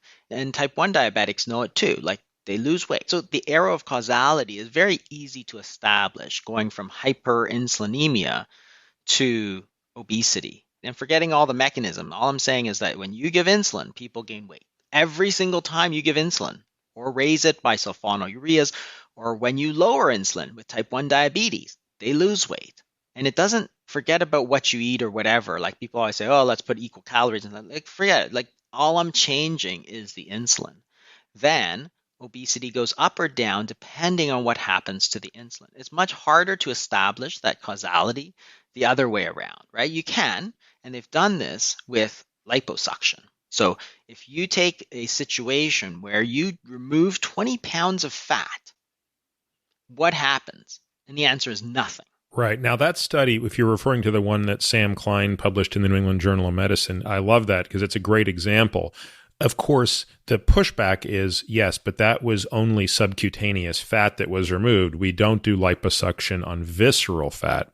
You know, on some level, I think this is a great theoretical question. It might not matter. In other words, it doesn't change the clinical decision. It's an important question as we think mechanistically about what's happening, but it doesn't change what you do with a patient, which in the final analysis matters more than anything. But yes, until we can really do liposuction on visceral fat, which I personally think would just pose too much risk to justify, it's going to be very difficult to tease out the other direction. But what about the role of inflammation? Because the other thing that seems to go hand in hand with hyperinsulinemia in patients is they also tend to be quite inflamed. And we can measure this non-specifically with things like C-reactive protein, fibrinogen, interleukins. We can even see cardiac-specific forms of inflammation. So for me, this is just a very non-scientific clinical observation, but I'm curious as to whether you've seen it. Yeah, in terms of inflammation, again, I look at it from an experimental standpoint. So if I think inflammation causes obesity, for example, then what happens when you decrease inflammation? Because we have anti-inflammatory medications. What happens to obesity? Well, you can give NSAIDs and people don't lose weight. You can give prednisone, which is probably our most powerful anti-inflammatory, people don't lose weight. If you give all these antibodies, this antibody, that, and there's all kinds of IL-2 and TNF, and you have all these things. Other than if they get super nauseated, they lose weight. But if they don't get super nauseated, then they don't really lose weight. So to me, that whole story, there might be a kernel of truth in that. But to me, it doesn't really make a lot of sense. Like if you get a really bad infection, some kind of inflammatory state, so inflammation goes way up, rheumatoid arthritis, do you gain a lot of weight? It's like, I don't really see it. As opposed to the consistency where you give insulin, people gain weight. You take away insulin, people lose weight. To me, that's a consistent causal relationship. Whereas inflammation, it's much less. Like I don't deny that there's a lot of important inflammatory mediators and stuff, but it's just not so simple that you can say more inflammation causes weight gain, less inflammation causes weight loss, therefore treat everybody with Advil or something like that. Yeah, where I was going to go was actually slightly more nuanced, which is, again, getting a little bit ahead of where we're going to go because I want to start talking about some treatment ideas. But you take a hyperinsulinemic patient with no inflammation, in my limited experience, they tend to respond quite well to carbohydrate restriction and exercise. When I take patients who have significant hyperinsulinemia, but it's also coupled with inflammation, I don't find that they are as impacted by what I just said. And I find that those are the patients that initially got me to start exploring significant periods of fasting, either significant 500 calories a day for 5 days, that type of fasting, or water only for 3 days, 5 days, that sort of thing. And again, not a very scientific organization or observation, rather. These are small N clinical things that I see. But I wonder if A, you've seen that, and B, if it suggests that inflammation can have a sort of negative synergy with hyperinsulinemia. I think that there probably is something to that because there is, for sure, other hormones are involved. Like we know for sure there are other hormones involved. So if you look at cortisol, for example, inflammation is difficult because there's so many different mediators, right? You can have TNF, you can have IL-2, you can have all kinds of inflammatory mediators, endotoxin and stuff. But there are for sure other hormones that make it are very important, like cortisol. So you give cortisol, people gain weight, right? It's not as much as with insulin, but you give prednisone, and we've all done it. You give prednisone, you gain weight. When you take away the prednisone, like they finish their course of prednisone, that weight kind of goes back down. So we know that cortisol, for example, is a huge impact on body fatness. For example, we know the studies from sleep. If you get good sleep, you're more likely to be a good weight. If you are sleep deprived, for example, it's a stressful situation where cortisol is going to go up, then you're more likely to gain weight. So that's not an insulin thing, it's a cortisol thing. And we know for sure that sex hormones have to play a role somewhere in there as well, because there are women who develop gestational diabetes and their insulin, their diets, they don't change. The difference is they got pregnant. Right? And that's a difference in sex hormones. And somehow that impacts, and I actually don't know how this works, but somehow it does impact the response of, I'm not sure they're hyperinsulinemic either. I think that there must be something completely different about that entire thing, but it's not as common. So I don't think about it as much. Or girls and boys at puberty, for example. The difference of girls and boys is testosterone versus estrogen for the most part. It's not an insulin difference. Yet girls who go through puberty have way more fat than boys who get more muscle. So we know that there are other hormones that clearly impact. So it's not just about insulin, but it's about cortisol, it's about sex hormones. And I think inflammation probably comes in there somewhere, but what to do about it, and it's a lot messier. Inflammation is a lot messier than thinking about cortisol, for example, right? Where you can measure levels and you can think about up or down. Cortisol, for example, you have the too much, which is Cushing's disease, and what's the sort of hallmark? Well, obesity. And then you can get too little. Too little cortisol is Addison's disease. And what's the hallmark? Weight loss, right? So again, very, very clear. It's easy to measure. Inflammation, it's just so hard. It's just too many moving parts for me. Yeah, well, no, I think this whole thing is too hard for me. But let's talk a little bit also about the role of hyperinsulinemia specifically on the vascular system. What is it about hyperinsulinemia and the endothelium or the capillaries that seems to wreak havoc beyond what tends to accompany late stages of it, which is hyperglycemia, which of course has significant damage mechanically on the microvascular system. But what about, like, for example, why would hyperinsulinemia exacerbate coronary artery disease absent abnormal glucose levels or even once corrected for lipid levels, which that observation exists, right? You can take patients that have the same lipid levels, the same glucose levels, but the hyperinsulinemic patient is going to have worse cardiovascular disease. Why is that? For that specifically, I don't know. I think that there's a lot more work because a lot of people still don't think about it as a disease of hyperinsulinemia. But I think of it generally in terms of two things. So I think about two things, like cardiovascular disease a lot and cancer, because those are actually the two top killers of Americans is CV disease and cancer. And they're both, to me, diseases of too much growth. That is, everybody thinks growth is good, but growth in adults is generally bad. Like, you don't want to grow. Once you reach adult size, your liver doesn't grow, your kidney doesn't grow. You shouldn't be growing. And if you are growing, it's generally bad. So if you gain weight, you're obese, you gain fat, that's a disease of too much growth. If you have big fatty liver, that's too much growth. If you have all this excess protein in your brain that's blocking your signals, and that's Alzheimer's disease, that's bad. And it's the same thing, cancer, disease of excessive growth. In the blood vessels, we know that there's excessive growth, right? It's not a matter. And this whole idea of fat or cholesterol clogging your arteries like a pipe. It's super, like even when I was in medical school, we knew that was not the case. We know it's a response to injury. That's why you get it at bifurcation points, for example, and you get smooth muscle proliferation, and then the foam cells which go in, and it's not clear whether the foam cells and all that is a response to the injury, but it's because of that whole cascade, that atherogenic cascade. It's a response to injury, but you get excess proliferation of certain things, including smooth muscle cells and so on. But to me, it's just the disease of too much growth. That's eventually building and collapse and closing off that artery. And this is where diseases of too much growth is linked very tightly to insulin, because insulin is a growth factor. I mean, this is one of the things that is super exciting in cancer, I'll tell you, like the whole PI3K thing, because it directly links insulin, which we all think about in terms of metabolism, to growth.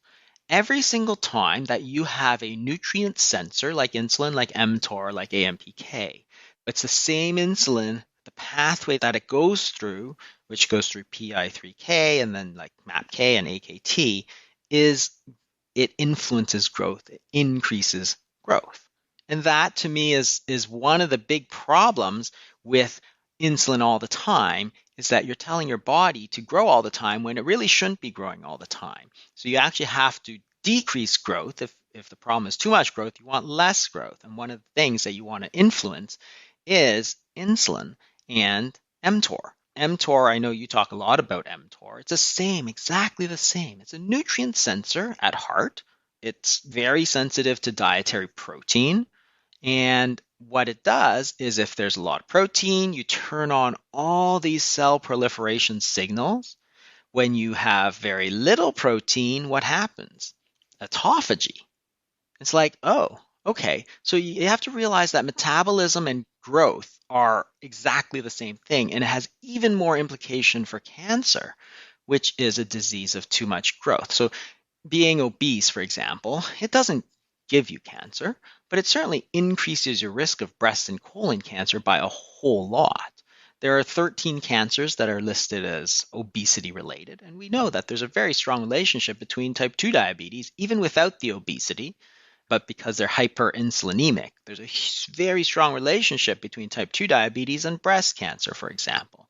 So to me, those are all diseases of excessive growth, and therefore you have to start looking at growth pathways, which actually are the exact same as metabolic pathways, which is insulin, mTOR, AMPK, which is important, of course, for metformin. And then all of a sudden you see, hey, all of these times that you can decrease nutrient sensors, that is, decrease mTOR, decrease insulin, increase AMPK, you're getting good effects for longevity. This is fascinating. Yeah. And it's so funny you say this, Jason. So this past week I was in Boston and I was meeting with a number of folks. And one of the folks I was meeting with wrote a paper, a very interesting paper in 2006. I was not aware of it at the time. He wrote a theoretical paper. So it was a paper that got rejected by virtually every journal out there. But in 2006, he proposed theoretically that rapamycin would be a great longevity drug. Now, today we'd say, well, that's obvious, but it's important to note that the first trial demonstrating the immense power of rapamycin to promote longevity was not published until 2009, 3 years after this paper was written. And what he said was, based on all of the evidence he had examined to date of the use of rapamycin, even in patients with transplant, its anti-proliferative properties alone speak to this. And it's so funny to hear you say what you just said, because he said the exact same thing. He said, think about it, Peter, every chronic disease is some amount of hyperproliferation, hypergrowth. And you have a drug here that in the most elegant way, in the least toxic way, in the most specific way, targets one of the most important regulators of growth. His prediction was this is going to be the most important longevity drug there is. And I would agree with that. In 2019, I think that there is no more promising agent than rapamycin for longevity. But again, it comes back to this growth thing. And to put another bow on what you said, it was certainly lost on me in medical school how anabolic insulin is. In fact, I remember learning many years later that bodybuilders used insulin. And I remember thinking, oh, that's odd. I wonder why.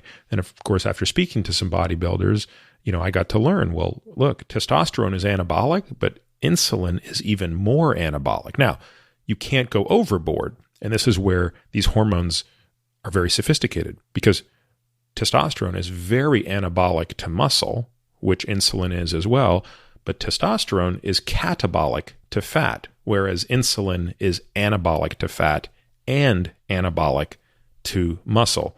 Cortisol, just to bring it full circle, is the worst of both worlds. Hypercortisolemia is catabolic to muscle while anabolic to fat. I usually end up drawing this picture for patients on the whiteboard showing estrogen, testosterone, cortisol, insulin, and then, you draw a muscle cell, a fat cell, and it very quickly starts to paint the picture that says this whole thing is just endocrinology.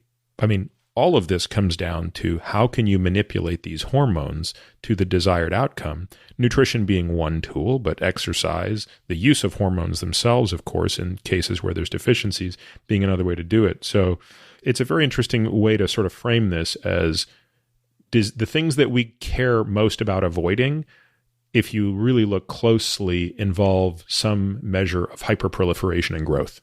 Yeah, because that's the chronic diseases today, because there's been a huge shift in the diseases that we treat. So if you go back 50 years, 100 years, you're talking about treatment of infectious diseases, right? Hepatitis virus and pneumonias and diarrheas and all this sort of stuff. And we did great. We developed all these great drugs, antibiotics, antivirals, like really, really good stuff. And they haven't been as big a problem. Now we have a problem with resistance, of course, which is actually the same thing. Interestingly enough, I think there's a huge parallel between antibiotic resistance and insulin resistance, and in that they're the same thing. Antibiotic resistance is not caused by some phantom thing. It's caused by using too much antibiotic. Insulin resistance is the same thing. It's caused by too much insulin. So you have almost the same thing where antibiotic resistance is caused by too much antibiotics, and we try and treat it by using even more antibiotics, right, to overcome that resistance, which is the dumbest thing you could do. In insulin, we have insulin resistance. We treat it with more insulin, which is what caused it in the first place, and then things get worse, and we don't understand why. So you know that treating antibiotic resistance is about using less. Same with insulin. You got to use less. But anyway, we shifted from treating these diseases, which are infectious diseases, to these chronic diseases, but we never changed our paradigm of medicine, which is the paradigm was, you come into me as a doctor, I give you a pill, an antibiotic, and you get better. Then people came in with these diseases like diabetes and obesity and the related diseases of hyperproliferation, or I call them diseases of too much growth, cardiovascular disease and cancer, and all this other stuff too. Like it's all about fibrosis, right? Which in the end is just about you revving the system too hard. But it's basically hyperproliferation. And then we said, let me give you a pill. It's like, that's totally the wrong thing because you don't have that pill to decrease proliferation. Rapamycin might be one, but rapamycin to me is limited because you've got not one problem. You don't have one nutrient sensor. You have three nutrient sensors. You have insulin, you have mTOR, and you have AMPK. And it's a very sophisticated system. Look, insulin responds to dietary carbohydrates and dietary proteins. mTOR responds mostly to dietary protein. AMPK is actually like measures the ATP, the AMP-ATP ratio. So it actually doesn't care what you eat. It just cares about the cellular energy availability. So they're all three measuring different sort of things, and they all work on different time scales. So insulin goes up and down within minutes, it's gone within hours. mTOR is sort of up and down between 18 and 30 hours, and AMPK is sort of days to weeks. So you have such a sophisticated system because you have three nutrient sensors that are giving you different information based on your diet and also based on your time scale. So your body actually gets such incredible information just by integrating which one is up and which one is down. But rapamycin only affects the one. Whereas some things like intermittent fasting is going to decrease your insulin, is going to decrease your mTOR, and increase your AMPK, which is all three things that you need to do in order to sort of decrease proliferation. Because you know that all three of them, insulin feeds into mTOR and AMPK also feeds in. They're all part of that same thing. You're affecting three different parts of that pathway as opposed to one. And that is going to give you the best bang for your buck. And it's free and you can do it anytime you want. And it's like, oh, hey, they told people this 2,000 years ago, right? When all the religions said, oh, you should fast and you should do this and you should do that, which is, to me, this sort of just incredible that, it all comes sort of back to what we knew 2,000 years ago, which is that, hey, fasting every so often has incredible benefits because you're going to be able to affect those diseases of excessive growth. Let's pivot to this now. Let's talk about fasting. You and I are certainly two folks that are no strangers to this. Anyone who's been cared for by you or anyone who's been cared for by me pretty much is used to the same drumbeat, which is, I'd like to hear about how you do it. In our practice, generally for the first year, we don't push too hard on the fasting thread. But boy, by the end of that first year and into their second year with us, we're really having a hard discussion about this in some cases for patients that are resistant. Now, I have this sort of framework that I think about for fasting, which is you start out on this sort of crappy standard American diet, and how do you escape that gravitational pull of that horrible thing? And I'll be sensitive and call it the standard crappy diet, the Canadian crappy diet or whatever as well. They're comparable. To me, the two easiest ways to help patients escape the gravitational pull of pure garbage is time-restricted feeding and or some measure of dietary restriction. So the way that I explain that is time-restricted feeding says ostensibly you don't restrict what a person eats, you just restrict when they eat, and nor do you restrict how much for that matter. But you just put a feeding window on and you say, look, for 16 or 18 hours a day, you'll consume nothing and you will eat ad libitum in the remainder of that period of time. And you contrast that with dietary restriction, which we've already alluded to. Carbohydrate restriction is a form of dietary restriction. And it can come with and without caloric restriction, but the simplest way to execute it would be to say, look, no restriction on when you eat, no restriction on how much you eat. You just can't eat these foods. And that's sort of where the majority of the diet wars live is, are you a vegetarian? Are you vegan? Are you on a low-fat diet, a Mediterranean diet, a paleo diet, a low-carb diet, a ketogenic diet? They're all forms of dietary restriction. And to my knowledge, I'm not aware of one of them that is not significantly better than just being on the standard American diet. So that speaks probably less to their individual efficacy and more to the abject misery metabolically that is being exerted on people. Before we get into fasting, let's get everybody really dialed in on those two things, time-restricted feeding plus or minus dietary restriction. How do you visit those two things before we get into fasting? I focus a lot more on the fasting. So I've always said, it comes down to the when you eat and what you eat. And this was the thing that I sort of pointed out years ago, like 3-4 years ago, which that everybody focuses so hard on the what to eat and nobody talks like ever about the when to eat. That is, there is a sort of consensus. It was never intentional that we should eat all the time, right? You should eat 6 or 8 times a day. You should graze throughout the day. And, there's all sorts of reasons that were made up to suggest why we should be eating 6 times a day. But there was never any science, right? So, if you ever look back and say, hey, where did we get this idea that we should eat 6 or 8 times a day? It's like from nowhere. Somebody made it up, it stuck, and that was about it, right? There was no studies, there was no randomized control trials, there's nothing. Somebody just thought it was a great idea. And a few years ago, I said the same thing, which is that, hey, we're sort of missing half of the problem, because if it's two problems, when to eat and what to eat, and nobody's talking about when to eat, then you're not going to succeed no matter what you do. And this is why there's the sort of diet wars. I wasn't that interested in getting into that. I was like, more, hey, let's look at this whole other problem.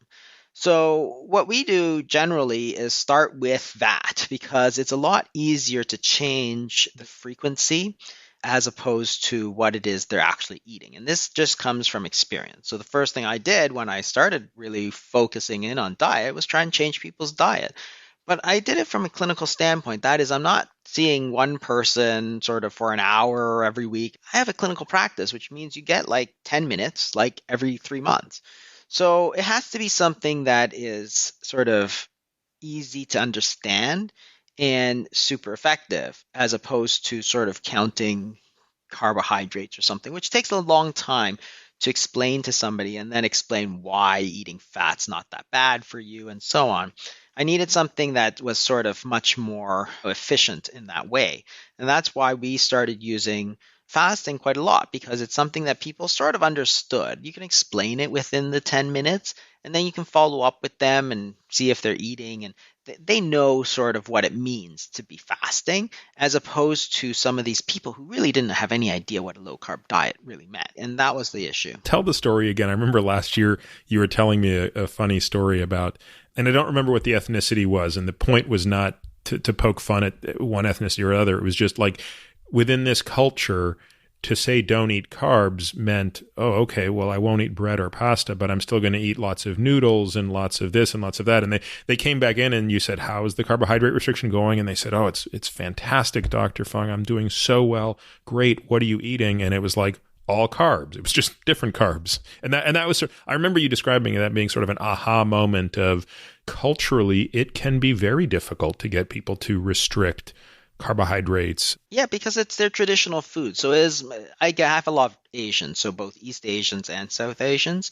And of course, the diet is based on rice and rice noodles, and for the South Asians is rice again. So there's a lot of cultural difficulty, which is why it was very difficult to sort of push too hard on it. You can if you make enough of an effort. And I think that message anyway is getting across, that eating all these carbs are not great for you, these refined carbs. But the point was that you have to still come up with something. This is where the practical experience sort of comes in. Like, you can't just say, okay, well, I'm just going to stick with carb restriction, right? I'm going to put these Chinese and Filipino and South Asian, Sri Lankan people on no rice, no noodles, ketogenic diet.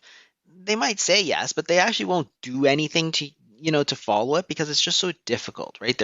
Their culture is like that. They've been eating this way for 70 years, and it's very hard for them to change. And their family eats like this. So it's like, what are you going to do? As opposed to fasting, which to me was a much simpler idea that was already embedded in every culture. So you talk to Muslims about it, and they're all like, I know what you're talking about. And you talk to Catholics, and you talk to, Jewish people, like they'll go, this is, or Greek Orthodox or whatever. And they're all like, and the Buddhists were like, So it was way easier just from a practical standpoint. That was where I started using it. And then I saw like these crazy good like results. It was like insane. So we wrote a case report that was published in BMJ Case Reports. It was 3 patients who had like sort of 20 to 25 years of type 2 diabetes and like 5 years of insulin on big doses of insulin. We told them about low carb diets, but we don't spend a lot of time, but we put on 24 hours of fasting 3 times a week, which is like a 1 meal a day, right? Nothing too strenuous or anything. We got off all their insulin like between 5 and 18 days. It was ridiculous how quickly they responded. And years later, we still have people who are like non-diabetic. They went from 20 years of diabetes to non-diabetic and have maintained it for the last 6 years, right? It was ridiculous how good, like I just couldn't believe the results that we were getting. And that's when we were like, okay, well, let's tell people and let's start writing about it and all this sort of stuff. And it took ages to get that. It took like 2-3 years to get that case series published, by the way. You alluded to bariatric surgery earlier, and about 5 years ago, I was involved in an effort to do a clinical trial to try to tease apart the observation you alluded to, which was that when you take a patient with type 2 diabetes who undergoes bariatric surgery, at the time I believe this was true primarily for the Roux-en-Y gastric bypass. So for the listener, that's a surgical procedure where the part of the bowel that comes out of the stomach, which is called the jejunum, is the first part after the duodenum. You cut a piece and then reattach it as a piece of a Y and then bring it up such that you are basically bypassing not just significant parts of the volume of the stomach as a reservoir, but also the initial part of the duodenum and the jejunum. The observation was the following. You do this operation on a patient. Within about 10 days, they haven't lost a meaningful amount of weight, but all of a sudden they don't need insulin anymore.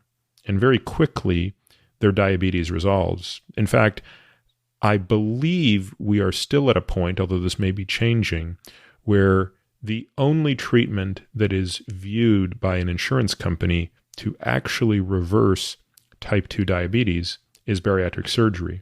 So the question we were trying to ask was, how would you design a clinical trial to parse out how much of that is due to the change in the internal architecture?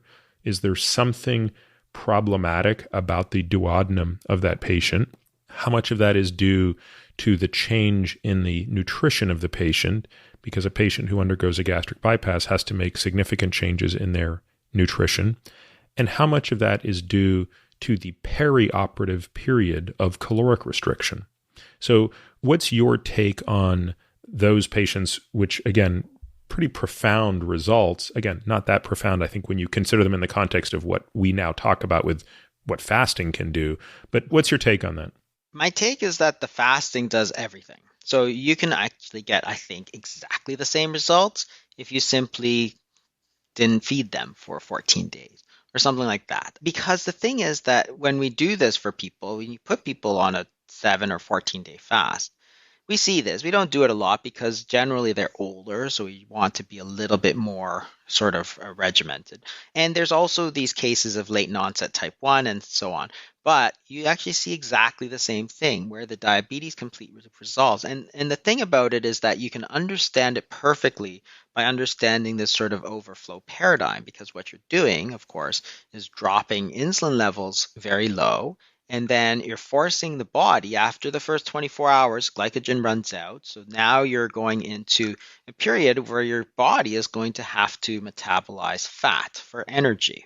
So the first place it's going to start pulling it out of is going to be the internal organs, because it's right there. The liver is going to be the first place that it's going to start pulling the fat out of. And if you look at Royce Taylor's data, what you see is that the liver fat starts to go down right away. The insulin resistance starts to go down right away, because that's the problem, right? It's this big fatty liver which you can't shove any more glucose in. That's what insulin resistance is. As this big fatty liver goes down, just like emptying your suitcase, the insulin resistance starts to melt away. And slower, because he showed this incredible data which looked at pancreatic function with ultra-low diet. It wasn't fasting, but it was an ultra-low calorie diet. You can start to see that the pancreatic fat starts to go down because the body's not pumping out. Your liver's not pumping out fat and dumping it in your pancreas.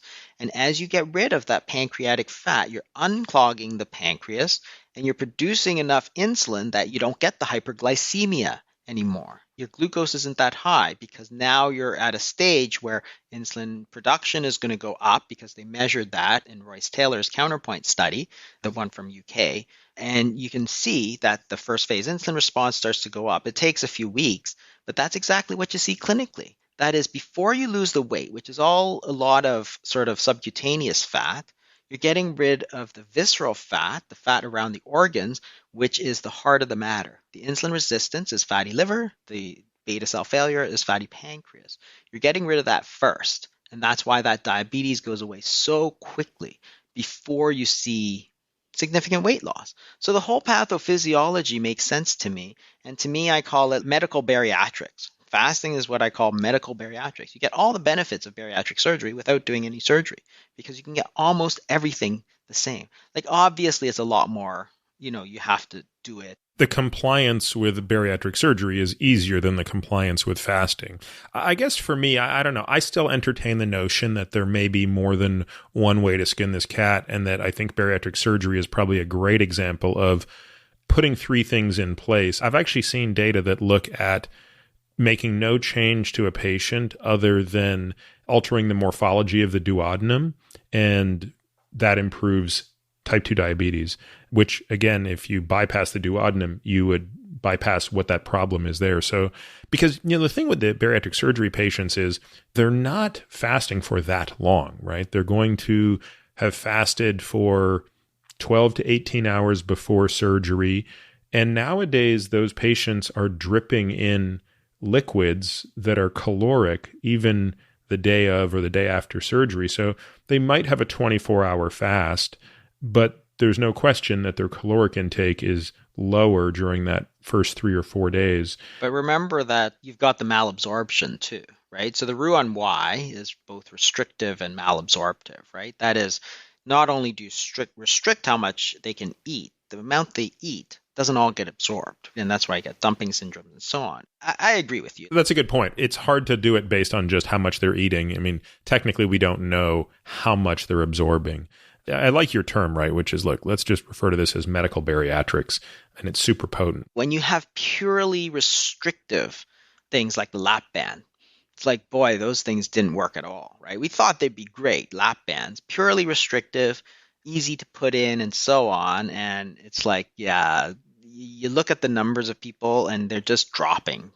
My friend who is a surgeon says, yeah, he used to put in lots of lap bands. He says, now the most common procedure I do is removal of lap bands because everybody wants to get rid of them because the pure restriction didn't work because they're dripping in. They're drinking sodas and they're drinking milkshakes and stuff, and they're not getting the malabsorptive part, which is that Roux-en-Y, and therefore that was the problem. But I agree with you. I'm not against bariatric surgery. I just think that as a sort of solution for everybody, it's a much more difficult problem because there's a lot of expenses, there's a lot of expertise, as opposed to the sort of easy thing, which is, hey, everybody can do fasting. It's just a matter of spreading knowledge and making it easy, right? It's not that people can't fast. It's that people tell them they shouldn't fast, right? Like if you go and look at Ramadan or something like that, right? People can fast. If it's the norm, or Lent, or the Greek Orthodox. If you look at what the norm is, people can follow that. It's just that the norm is so far off. We tell our kids, oh, hey, you got to have a snack. You got to have you have kids, right? It's like after school is a snack. Like you get the other day I got a thing home saying, oh, your son is going on a trip, but don't worry, we're going to give him lots of snacks. I'm like, oh, like why? Why did you need to do that, right? Or, you send your kids to play soccer, which I do, right? I did, and they don't anymore. And it's like somehow everybody thinks that between the halves of soccer, the parents were taking turns bringing snacks. It's like you don't need to give them juice and cookies in between halves of soccer. Just let them play the game. The game is fun, right? But it's this culture where it says you must eat all the time. This skipping breakfast is a perfect example. Oh, as soon as you get up, you got to start putting muffins in your mouth. Otherwise, you're going to die, right? You're going to die of heart attack. Like, what the hell? Did you see the publication a couple of weeks ago that suggested that people who skipped breakfast had a higher cardiac mortality? Yeah, that's what I was referring to. It's like, oh my God. What's your explanation for that study? I'm sure you've been asked about it a dozen times. Because these nutritional epidemiology studies are so dangerous, right? It's because those people, if you tell everybody that you have to eat breakfast, then you're going to select a group of people who don't listen to you, right? And they're going to be unhealthier. They're unhealthier in a lot of ways you can't measure. You can measure smoking, you can measure this, but there's so many things that you can't measure that are going to influence why those people who skip breakfast are more likely to have heart attacks. That association may exist, but it's not causal. And that's the thing, right? It's a correlation, not a causation. And it's a very dangerous assumption to say that, hey, you can eat breakfast and that'll prevent heart attacks, because that's what gets out into the press. put a muffin in your mouth as soon as you wake up and you'll have less heart disease. That's not what the study shows, but that's the implication that always comes out in the press. My issue with these studies, similar to yours, I suppose, is that there's a non-healthy user bias to a lot of these. So one of the more obvious examples are the studies that suggest that diet sodas are, worse for you than sodas. But of course, it misses a very obvious or clear thing that, might be missing, which is who are the patients who are going to disproportionately consume diet sodas? Certainly a subset of them might be people who are more health conscious and say, well, if I want a soda, I'd rather it be diet than not. But it's more often the people who are being told, look, you can't have a regular soda. And so therefore you're selecting for less healthy patients. That is my interpretation of that study. Now, while we're on that topic, do you think there are clinical benefits from a 16-8, just to use that example, time-restricted feeding pattern? So if you said to a patient who came in to see you, I want you to only eat between noon and 8 p.m., nothing outside of that, but you don't make any other change, do you see them get better? We do. So I think that you would do better if you fix what they eat inside that 8 hours too. But if you take their diet and just squish it into 8 hours, I think that we see people get better. We see people change a lot because, as I said, we did sort of one meal a day where we squished it even further. And those people basically, they didn't even change their diet that much. We talked to them about it, but we didn't focus a lot on it. And if you actually probably were to ask them, my guess is their diet didn't change a huge amount. But just by squishing the time that you're eating, you're sort of forcing people away. And I think part of the issue is that in the old days, like in the 70s, what you had was a fairly lengthy fasting period anyway. That's why you have the term breakfast, right? So you eat dinner at 6 p.m. and you eat breakfast at 8 a.m. It's 14 hours of fasting as your baseline, right? And that's every day without even thinking about it.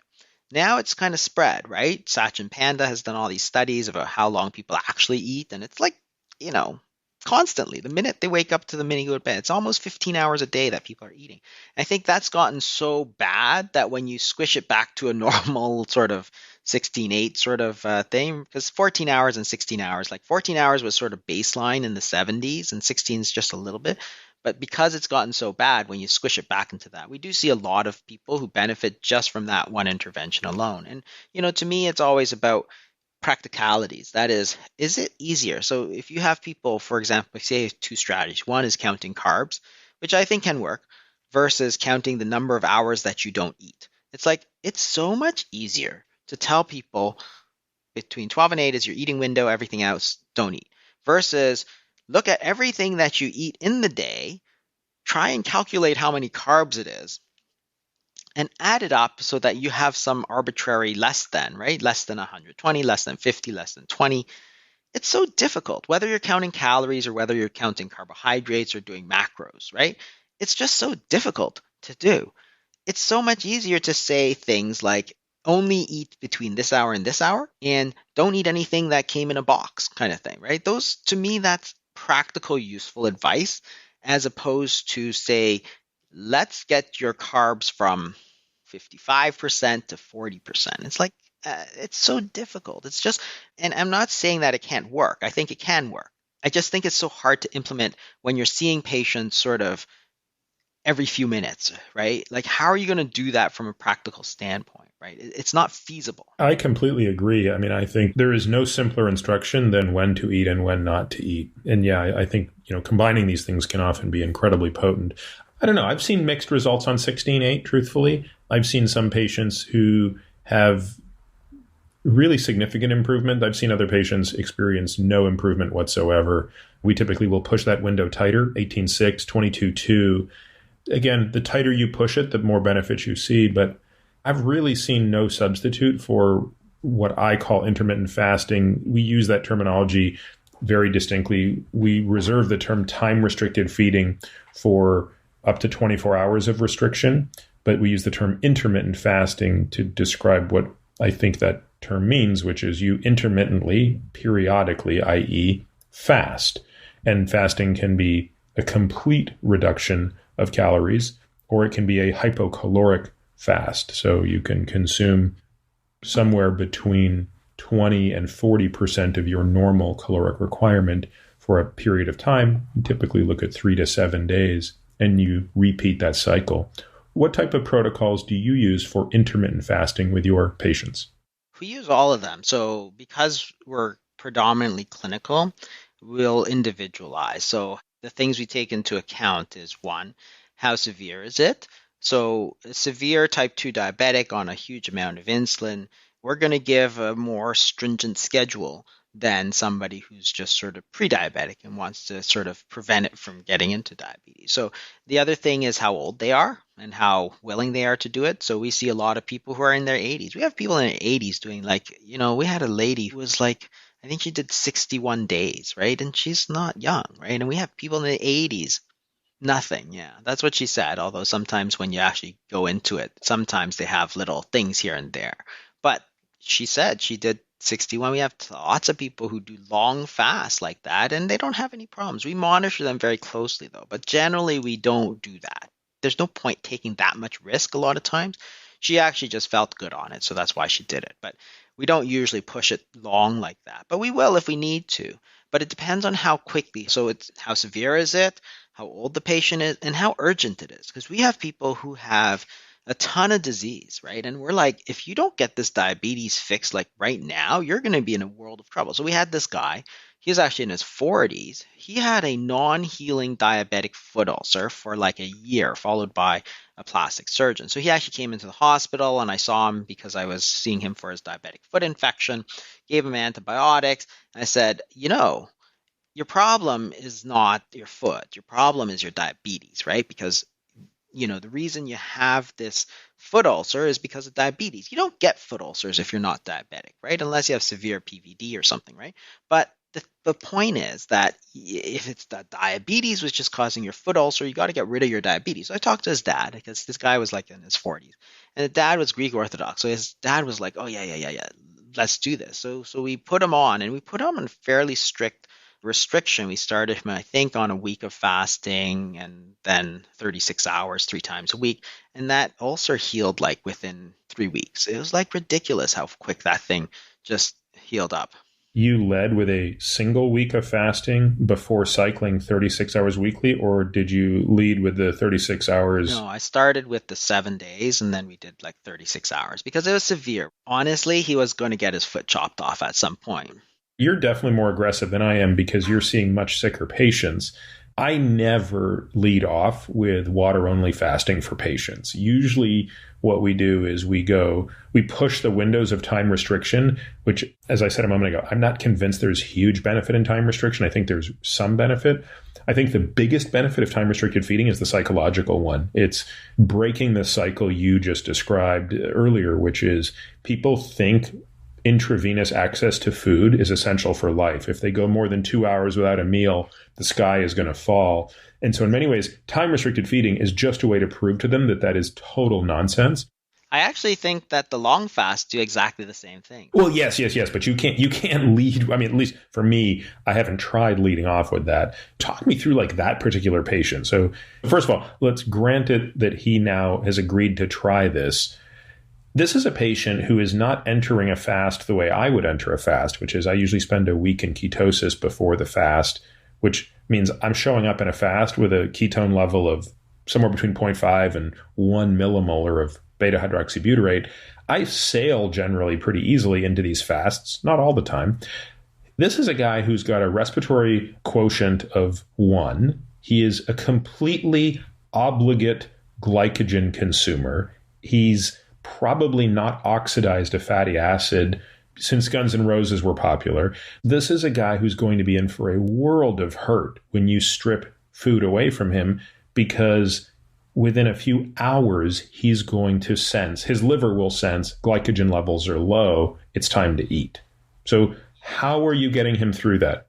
There's no easy way. We just tell him this is like going to suck for a week because you're not going to feel that great. You're going to be hungry and all this sort of stuff. It was the urgency. And I'll tell you that people actually can do it. Quite a lot of people have. We've done it on a number of people. And most of the people, as long as you warn them ahead of time that it's going to be tough, they get through it. But the thing is that the psychological, if you've done a week, you know that 24 hours is like nothing. And you get into ketosis so fast because that's the fastest way to get into ketosis, right? Is just to fast. There's no faster way that you can do it than that. So it's not easy, but there's reasons why. And that's why I say it's important that everything is individualized because I'd never do this to somebody who's like 40 and has an A1C of like 6.0. It's like, why put yourself through that, right? Do it gradually. You have no time restrictions. This is a guy who's actually coming into the hospital with diabetic foot ulcers that were getting close to osteomyelitis, right? It's like it's a much different situation than not, right? I'm trying to make sure that somebody doesn't wind up he doesn't wind up getting a bad infection and somebody wind up chopping his foot off, which is why I was super aggressive in that case. I've heard stories of other people who have put patients on starting sort of 10-day fast and so on. So they don't all do well. They don't all get through it, but it's an option. That's all I'll say. And I hate to be prescriptive, like, oh, you have to do this, you have to do this. And this is what seeing patients does to you. I find that the people who are super dogmatic are the people who never see patients. Yeah, I can't agree with you more. Yeah, because patients always prove you wrong. You think your stuff works. Well, like 40% of your patients it doesn't work in, right? So then I'm never like, "Oh, you have to do this. You have to do this," because it's like, "Yeah, I know it doesn't work." Like carb restriction. Like some people it really does work well, and some people it really doesn't work that well. And the studies show the same thing, right? Chris Gardner's study. If you look at the splay between low fat and low carb. Some people do great on a low fat diet, and some people do terribly on a low fat diet. It's the same diet. Same with the low carb. In general, the low carb people do better, but when you look at the individual differences, and that's why people get on Twitter and they start talking about, oh, it's all about this or it's all this. And then it's like, I know you don't treat people because if you actually treated people, you'd never say stuff like that. You'd never get on somebody about taking the opposite position because you've been proven wrong so many like every day I'm proven wrong, like something doesn't work. And that's why I'm always like, let's do this, see if it works. If it doesn't work, we're going to adjust it. And then if it works better, then we're going to keep doing that and we'll adjust it, right? And that's where the kind of art of medicine comes in. So you can start, but to me, I always tell people like there's two options when you do fasting. It's like going into a pool. You can wade in or you can cannonball in, right? And both are acceptable. One's a big shock to the system, but it works, and the other is not as big a shock, and it still works. For this particular patient, that was one of the few times, because most of the time it's not that urgent, that I did recommend, oh, you just got to do this. And his father was on board and he was on board and we monitored him super closely. We actually started him in hospital because he happened to be in hospital anyway. So I put him on clear fluids, right? And then just told him, don't take anything with sugar, just water. And he did very, very well. And I've done it to a few other people with diabetic foot ulcers as well, because I consider that one of the more difficult. Like that's something that you really have to take care of. And I always think diabetic foot ulcers to me is fascinating because it's like if you think about this overflow paradigm, it's like why do diabetics get these infections that nobody else gets? Why do you get mucormycosis? Why do you get osteomyelitis? Why do you get diabetic foot ulcers? You don't get like foot ulcers from ischemic cardiomyopathy foot ulcer, right? You don't get that ischemic cardiomyopathy mucormycosis.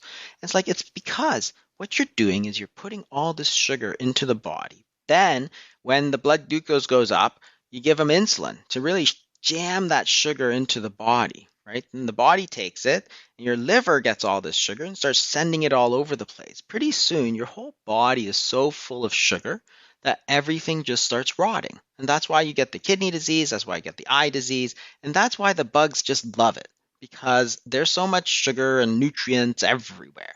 So they get in your foot and they never go away. Those foot ulcers never heal. You get these weird infections that you never see anywhere else. You get the rashes, the acanthosis and all that. It's just you got way too much sugar. It's all about the whole body sugar and not just the blood sugar. That's the real shift in thinking and paradigm that to me makes a lot of sense. And as soon as we're able to empty out all that sort of sugar, and I always use the analogy of a sugar bowl. We're just filling up the sugar bowl. You got to empty that sugar bowl and then the sugar won't spill out. And that's why it works. And the fasting is the same thing. So we'll individualize it. So based on all those sort of factors, like including what they want to do, right? You got to talk to people and say, what are you willing to do? right? And a lot of people aren't willing to do a long fast, but a lot of people are actually. It's striking. What percentage of your patients are willing to do a water-only fast for at least a period of 3 days? Right off the bat, because we offer this as a treatment to everybody. We don't say, okay, well, if you've never heard of it, we'll still recommend it. And like 50% right off the bat won't do it. Any fasting at all, right? They're so like ingrained. And I had this discussion yesterday with a fellow. I told him, oh, he needs to fast. He was developing, proteinuria, and he was going into renal failure. And I said, really, you need to fast. And he says, my endocrinologist says I can't fast. No way. So it's like, okay, that's it right there. So 50% of people won't fast for any period of time at all, like not even like 5 hours, right? So it's changing. I think views on fasting are changing, but you can see, like, did you read that whole thing with Jack Dorsey? He gets on CNBC or whatever, and everybody goes like crazy that, oh, he doesn't eat for 24 hours. It's like, what's the big deal? Like, why do you think we carry body fat, right? And it's like, look, he's looking good. He feels good. What's the big deal? Why are you getting on him, right? But the idea is so ingrained that we have to eat, have to eat, have to eat, even to lose weight. We have to eat, that they won't do it. So if you take away the 50% who won't do it right off the bat, then you have people who will do it for short periods of time, and probably only about 20% might agree to like a longer fast, mostly.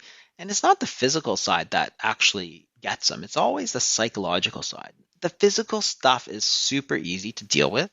It's the psychological part that's really hard. That is, when you're looking at somebody who's eating and you're trying to fast, it's like really hard, right? And yeah, you can do it once in a while, but if you do it sort of breakfast, lunch, dinner, breakfast, lunch, that's the hard part. And that's where we focus a lot of our attention, working on the psychological, how to set your environment up for success, and coming up with different strategies for success, and creating a supportive community that's going to help your success. That's the hard part. Because think about religions like Ramadan. How do they all fast? Because people say, oh, I could never fast. It's like, but you know that literally hundreds of millions of Muslims fast. It's like, it's because the environment is supportive. If all your friends are doing it and all your family, it's not fun, but it's not that difficult to actually do it. And that's the difference. And now we're recommending it for people who have no community, and that's what we're trying to create, community of people who are accepting.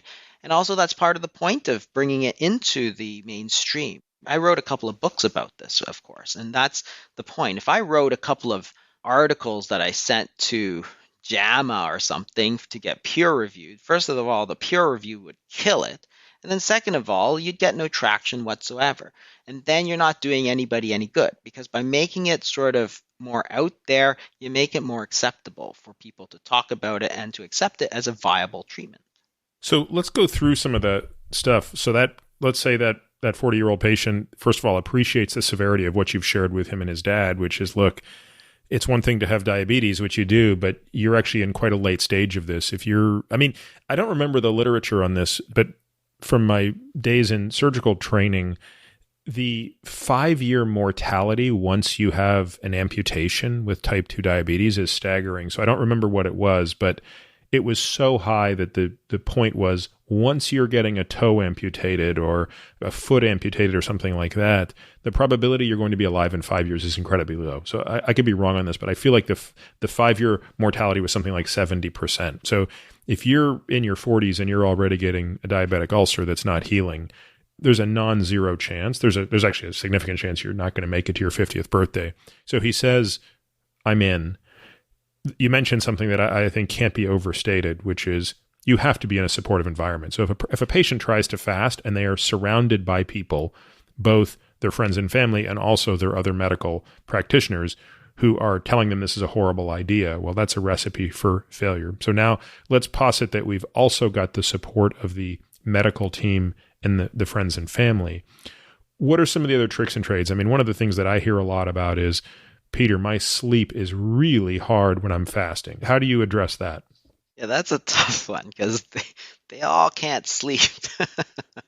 There's not that much to do. We tell them, one, to expect it. So it's one of the things is that if they know about it ahead of time, then they're much more accepting. So we say, look, you may have a lot of trouble going to sleep because people don't understand, but the whole sympathetic nervous system and everything gets revved up, right? Noradrenaline and all that stuff gets revved up. And a lot of people actually can't sleep. And we say, well, you know what? If you find that, then, stay up, do some work and so on, and don't worry about it, right? This is a temporary situation. It's not going to last forever. We just want to make sure that everything gets better. And that patient, I don't think he had any sleep trouble, but we did warn him. So one of the things we do is we warn him ahead of time of all the potential problems. So it's like the book, What to Expect When Expecting, right? So it's not like it makes the symptoms any better, but it makes dealing with it a lot better. So we tell them, hey, look, you can have headaches. Those will go away. You can have cramps. This is what to do. You can have diarrhea. This is what to do. You can have constipation. This is what to do. Sleep is, you can expect this. And you need to watch this in terms of your blood sugars and so on. And this is what to do with your medications. And that patient, I think his last A1C that we saw was like 5.9, which here is actually classified as non-diabetic, not even pre-diabetic. So we took him from a couple of medications and a non-healing diabetic ulcer to non-diabetic. Like within a couple of months, yeah, it took a little bit longer than somebody else. And everybody responds differently. And even a couple years later, he's like non-diabetic, right? So it's like that was the whole point. We miss, in medicine, it's so difficult because we're so ingrained into these patterns of thinking. That is, you have obesity, which causes type 2 diabetes, which causes a foot ulcer. So we get the plastic surgeon to debride the ulcer. It's like that's the least important part. You need to get rid of the diabetes and get rid of the obesity, and then he will actually get better. So warning people ahead of time is one thing that we do, and it doesn't make the problem any better, but it makes them deal with it. One, they trust you because they go, oh, hey, I got a headache for 3 days and then it went away. So they know you know what you're doing, and that gives them confidence.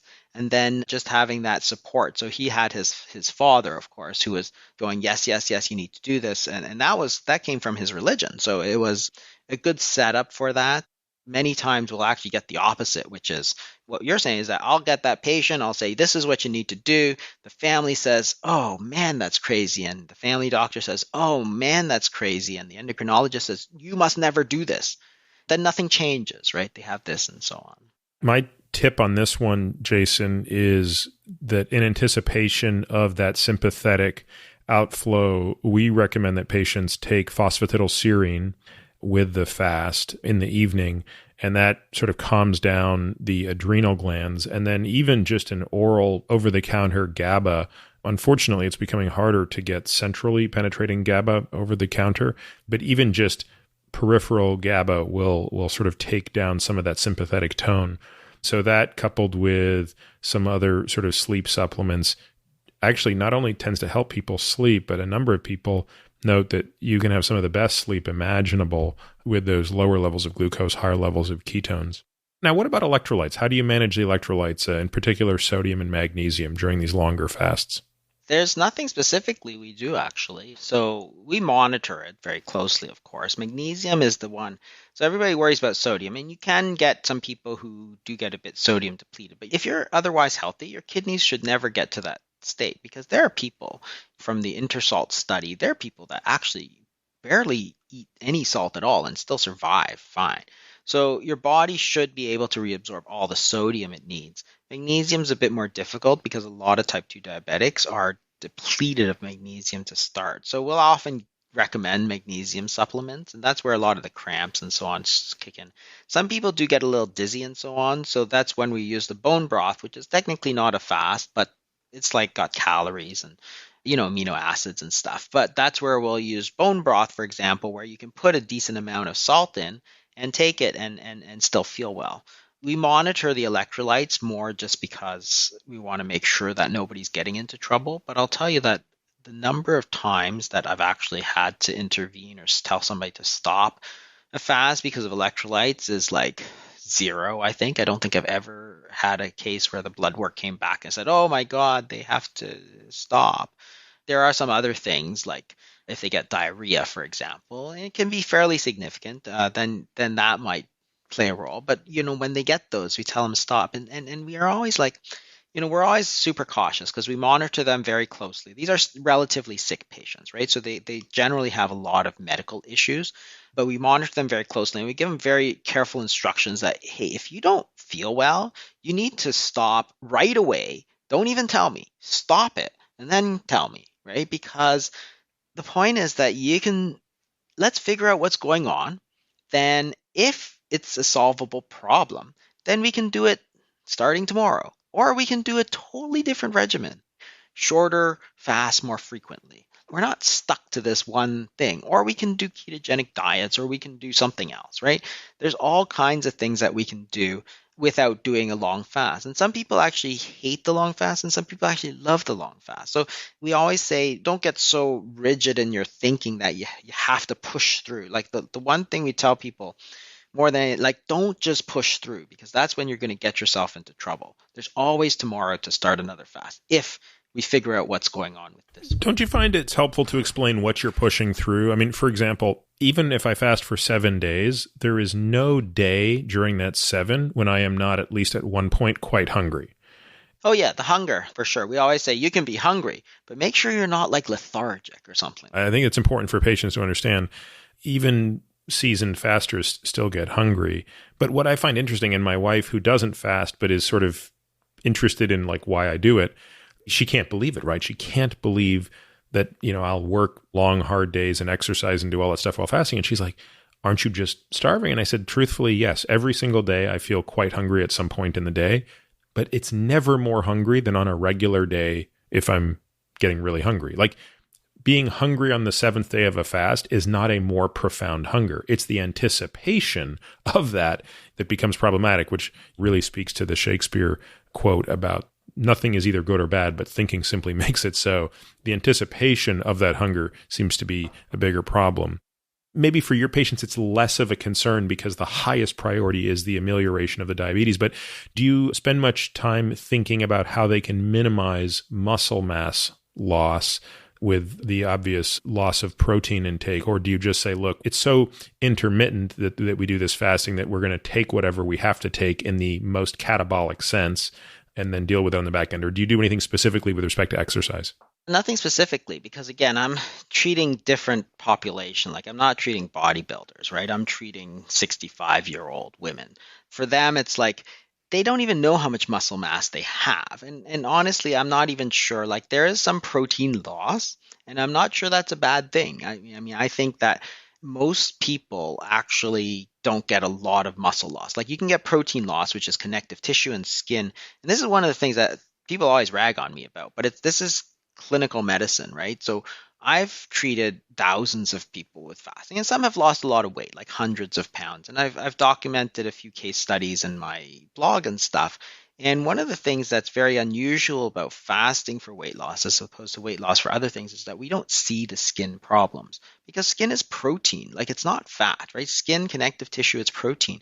And you do go, when you do the intermittent fasting, you do go through that period where you have gluconeogenesis and you're breaking down protein. That's the whole point of autophagy, for example, is breaking down protein. It's not fat. And I'm not sure that it's a bad thing. So we actually get much less. I've never referred a patient for skin removal surgery, and some people have lost like 150 pounds for like years, right? And they actually don't notice the problem. A couple of my colleagues who I work with, and they've noticed the same thing, that you don't have as many of the problems that you do with regular sort of weight loss, which is chronic calorie restriction, where you get these big flaps of skin that you have to go in surgically and take out. The question is, why doesn't your body get rid of them? Because it's superfluous. Your body shouldn't be keeping it around. Your body should be getting rid of it. And it doesn't, because you never went through this period where you're undergoing gluconeogenesis, where you actually are breaking down protein. So do you get more muscle loss? There's been a couple of studies on alternate daily fasting, which really haven't shown increased muscle loss or lean loss. I think that the protein loss is often confused and called muscle loss. To me, it makes no sense. Like your body has a system, and I'm not talking the situation where you have 4% body fat, right? I'm talking about a situation where you have 30% or more body fat. It makes no sense that the body should store food energy as glycogen and body fat, but the minute you need to use it, you start burning muscle. Do we think our bodies are really just that stupid that they're going to do that? It's like storing firewood for the winter, and then as soon as you need to use it, you chop up your sofa and throw it in the fire. Like, who would do that? But we think that our bodies are just that stupid. It's like, I don't think their bodies are that stupid.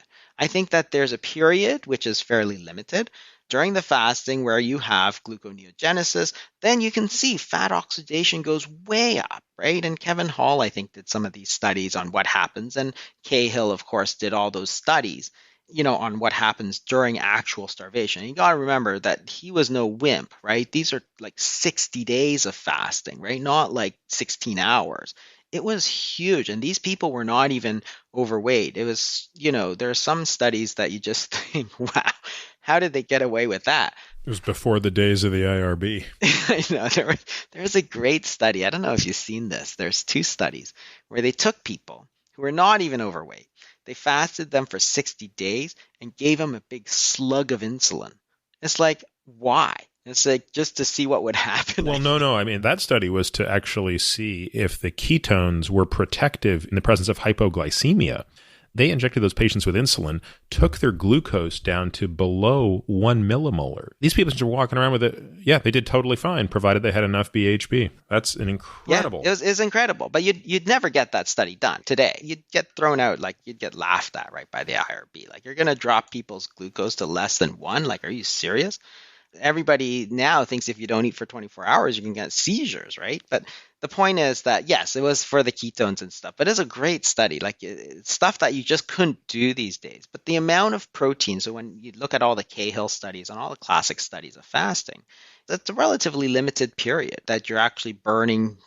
You've got the gluconeogenesis and you're burning protein, which I actually think is a beneficial thing in the right situation where you have somebody with obesity and so on. And if you look at studies, like Nuttall did a bunch of these studies, and he tried to estimate how much excess protein somebody who is overweight has. It's like 20 to 50% more protein than a regular person. There's more skin, there's more muscle, there's more connective tissue, there's blood vessels, there's all kinds of extra protein that goes along with being overweight. And that all needs to go if you're gonna do it. So I'm not actually worried. Like, so again, I've treated a few thousands of patients with type 2 diabetes. Remember, I'm not talking about the guy who has 4% body fat and is a bodybuilder and can tell how much muscle he has based on how much he can lift. I'm talking about a 65-year-old person with a lot of body fat and generally excess protein. In that case, the question is, how many patients have I had to stop because I was worried about muscle loss? That would be like 0.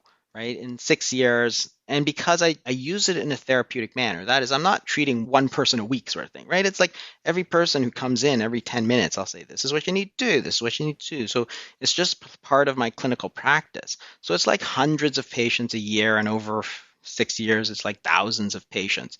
Like 0 people had to stop because I was worried about muscle loss, right? So it's like, okay, tell me how that is going to be a big concern to me, right? And this is where, again, it's like people who don't fast, and people rag on me all the time about this, right? It's like, oh, what about this? What about this? I'm like, okay, how many thousands of patients have you done this for? Try it on several thousand patients, and then come back to me and tell me if muscle loss is the most important thing for this 65-year-old, 300-pound man on 150 units of insulin. It's a totally different situation. Last question, because I know you've got to get back to clinic. We've taken you away from it. Do you think there's a role for this type of fasting in people who are actually healthy, but looking to get benefit that goes beyond getting rid of a disease they don't have? In other words, if you take a person who's not hyperinsulinemic, i.e. insulin sensitive by these definitions, though we made a pretty good case that everybody's insulin sensitive without a lipodystrophy.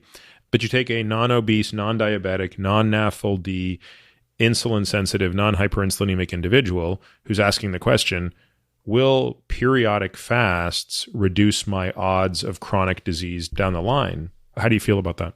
Absolutely, yes. Because look, the point of fasting is to lower insulin levels, right? So if you fast and you're healthy and you're not hyperinsulinemic, well, if you do periodic fasting, it doesn't have to be a long time or even that frequent, right? So if you look at the 70s, right, a typical person who is eating 3 meals a day, 14 hours of fasting every day, and then once a year, maybe on Yom Kippur or during Lent or during Ramadan, he'll have a little bit longer fast. But there are times he's eating a lot too, right? Christmas and all this sort of time. So that's just the balance, right? It's all about balance. Like this is the whole point is that you have to balance periods where you have going to take a lot of food, like Christmas. You're eating, you're eating, you're eating, you're eating. Now you want to balance that with like Lent, where you're just not going to eat a lot because that's what they told you to do. So this is what's going to happen is that you're going to drop your insulin levels periodically, which will prevent you, right? It's going to clear out all that sugar every once in a while and then prevent you from getting diseases of hyperinsulinemia. So if you drop your insulin every so often, you're going to prevent yourself or lower your chance of getting diseases of hyperinsulinemia, which are heart disease, stroke, cancer, Alzheimer's disease, type 2 diabetes, obesity. Well, that's the major risk of our current population. So you want to lower your risk of getting those? Great. Like you're not going to lower your risk of getting pneumonia. Like you're going to lower your risk of these diseases of hyperinsulinemia. So for a healthy person, yes, I think fasting is very beneficial, but you don't have to do 5 days of fasting every month or something like that, right? You could do a little bit longer fasting once in a while and maybe not do some bedtime snacks and stuff. But you don't buy the argument then that, for example, Walter Longo's FMD, which is a type of intermittent fast. I know you know what it is, but listener might not. This is one of literally 100 different ways you could fast, but he would suggest that based on a certain set of macronutrients, you're consuming about 1,000 calories followed by 750 calories for 4 days. And that gives you a 5-day cycle. And he talks about doing that quarterly and would argue that there are actual longevity benefits even in the non-diabetic or non-metabolically ill person. Again, I think for some people that sounds really extreme. Personally, I don't think it's that extreme. In your patients, that doesn't seem extreme. It's actually fairly routine for a lot of the people that we talk to. But again, it's a different patient population. For healthy people, I think that the data is just not there. So prevention of Alzheimer's, prevention of cancer, treatment of autoimmune diseases, for example, Walter's talking about sometimes. I don't think that there's enough data to say yes or no. Like, could it work? Absolutely, it could work. I actually think that there's a good reason to think that these things will work to prevent a lot of those diseases. Like, not necessarily. So, of course, to me, all the diseases of excessive growth and hyperinsulinemia, to me, are clearly you're going to reduce your risk. But now you're talking about other diseases like autoimmune diseases. And I think that there's good reason to think why they might work. But is there data to show it? Not really. Yeah, this gets back to the first point of will we ever have evidence-based guidelines to support this? I think it's impossible, not improbable. And therefore, we're stuck thinking about this through mechanistic lenses. Yeah, but see, the thing is that, again, people have it all wrong because people say, okay, so say they're talking about a 5-day fast once a quarter or something like that. Whether you do fasting mimicking or regular fasting, let's say somebody says you should do 5 days of fasting once a quarter or once a year.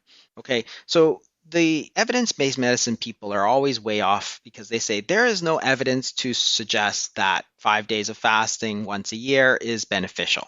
They're right, but they're completely wrong from a clinical perspective because there's also no evidence that 5 days of fasting a year in a person who's normal weight and otherwise healthy is harmful to you.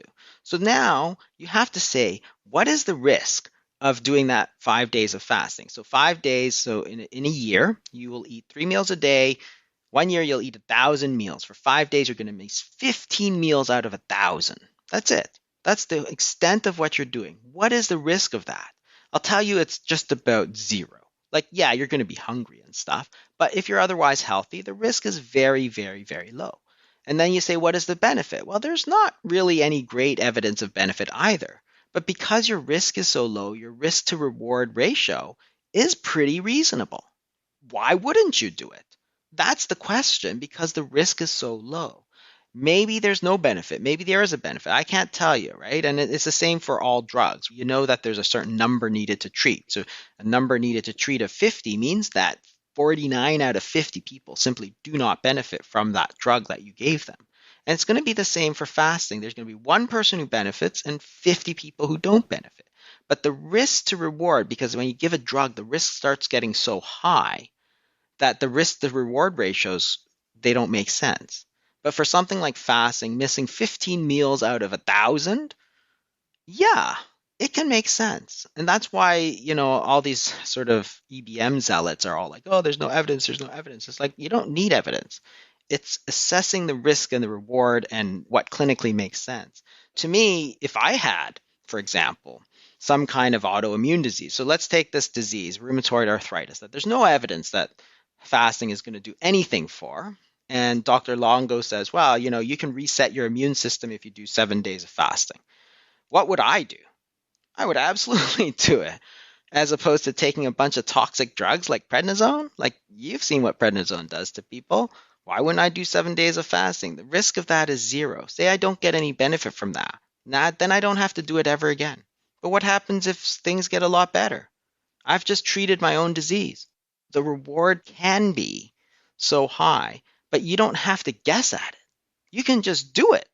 Speaking of risk, there's some, in my opinion, kind of weak epidemiology suggesting that skipping breakfast will increase your risk of gallstones. How often are you seeing that in your practice? A lot of people have gallstones, so I don't see an increased risk. But on the other hand, it's going to be tough because the problem is that people who follow a low-fat diet, of course, their gallbladder, you don't need bile, right? You need bile to emulsify the fat. So therefore, your gallbladder just sits around with all this stuff and you get sludge and so on. So I think the low-fat diet can certainly predispose you to stones. Then you start eating a higher-fat diet and then it's squeezing out and you're getting stones. I don't see it clinically as a problem. I think what caused a lot of the problems was probably the lower fat diet, because you're simply not getting the flow, the enterohepatic flow. Like, the bile's supposed to come out. It's not supposed to sit there. But when you get rid of all the fat, it just sits there. That's just the balance. Our body makes it, sticks it in the gallbladder so that when you eat fat, you can squirt a little bit of it out. Now we think we're so much smarter than our body, which has survived for millions of years, that we're going to eat zero fat and just have all this stuff, this sludge, just sit in the gallbladder because you never took it out. Like, how does that make sense? To me, it makes no sense. Well, on that note, we are at exactly the time when I know you need to get back to clinic. So I want to thank you greatly for your insights, both at the what I would say are hugely paradigm challenging level, especially as it pertains to insulin resistance and hyperinsulinemia, and then also at the boots on the ground clinical level. I know that very few people have the experience treating patients with fasting protocols for type 2 diabetes, and I think you're doing fantastic work. So I want to thank you very much for that. Thank you. You can find all of this information and more at peterattiamd.com/podcast. There you'll find the show notes, readings, and links related to this episode. You can also find my blog at peterattiamd.com. Maybe the simplest thing to do is to sign up for my subjectively non-lame once-a-week email where I'll update you on what I've been up to, the most interesting papers I've read, and all things related to longevity, science, performance, sleep, etc. On social, you can find me on Twitter, Instagram, and Facebook, all with the ID peterattiamd. But usually Twitter is the best way to reach me to share your questions and comments. Now for the obligatory disclaimer. This podcast is for general informational purposes only and does not constitute the practice of medicine, nursing, or other professional healthcare services, including the giving of medical advice. And note, no doctor-patient relationship is formed. The use of this information and the materials linked to the podcast is at the user's own risk. The content of this podcast is not intended to be a substitute for professional medical advice, diagnoses, or treatment. Users should not disregard or delay in obtaining medical advice for any medical condition they have and should seek the assistance of their healthcare professionals for any such conditions. Lastly, and perhaps most importantly, I take conflicts of interest very seriously. For all of my disclosures, the companies I invest in and/or advise, please visit peterattiamd.com/about.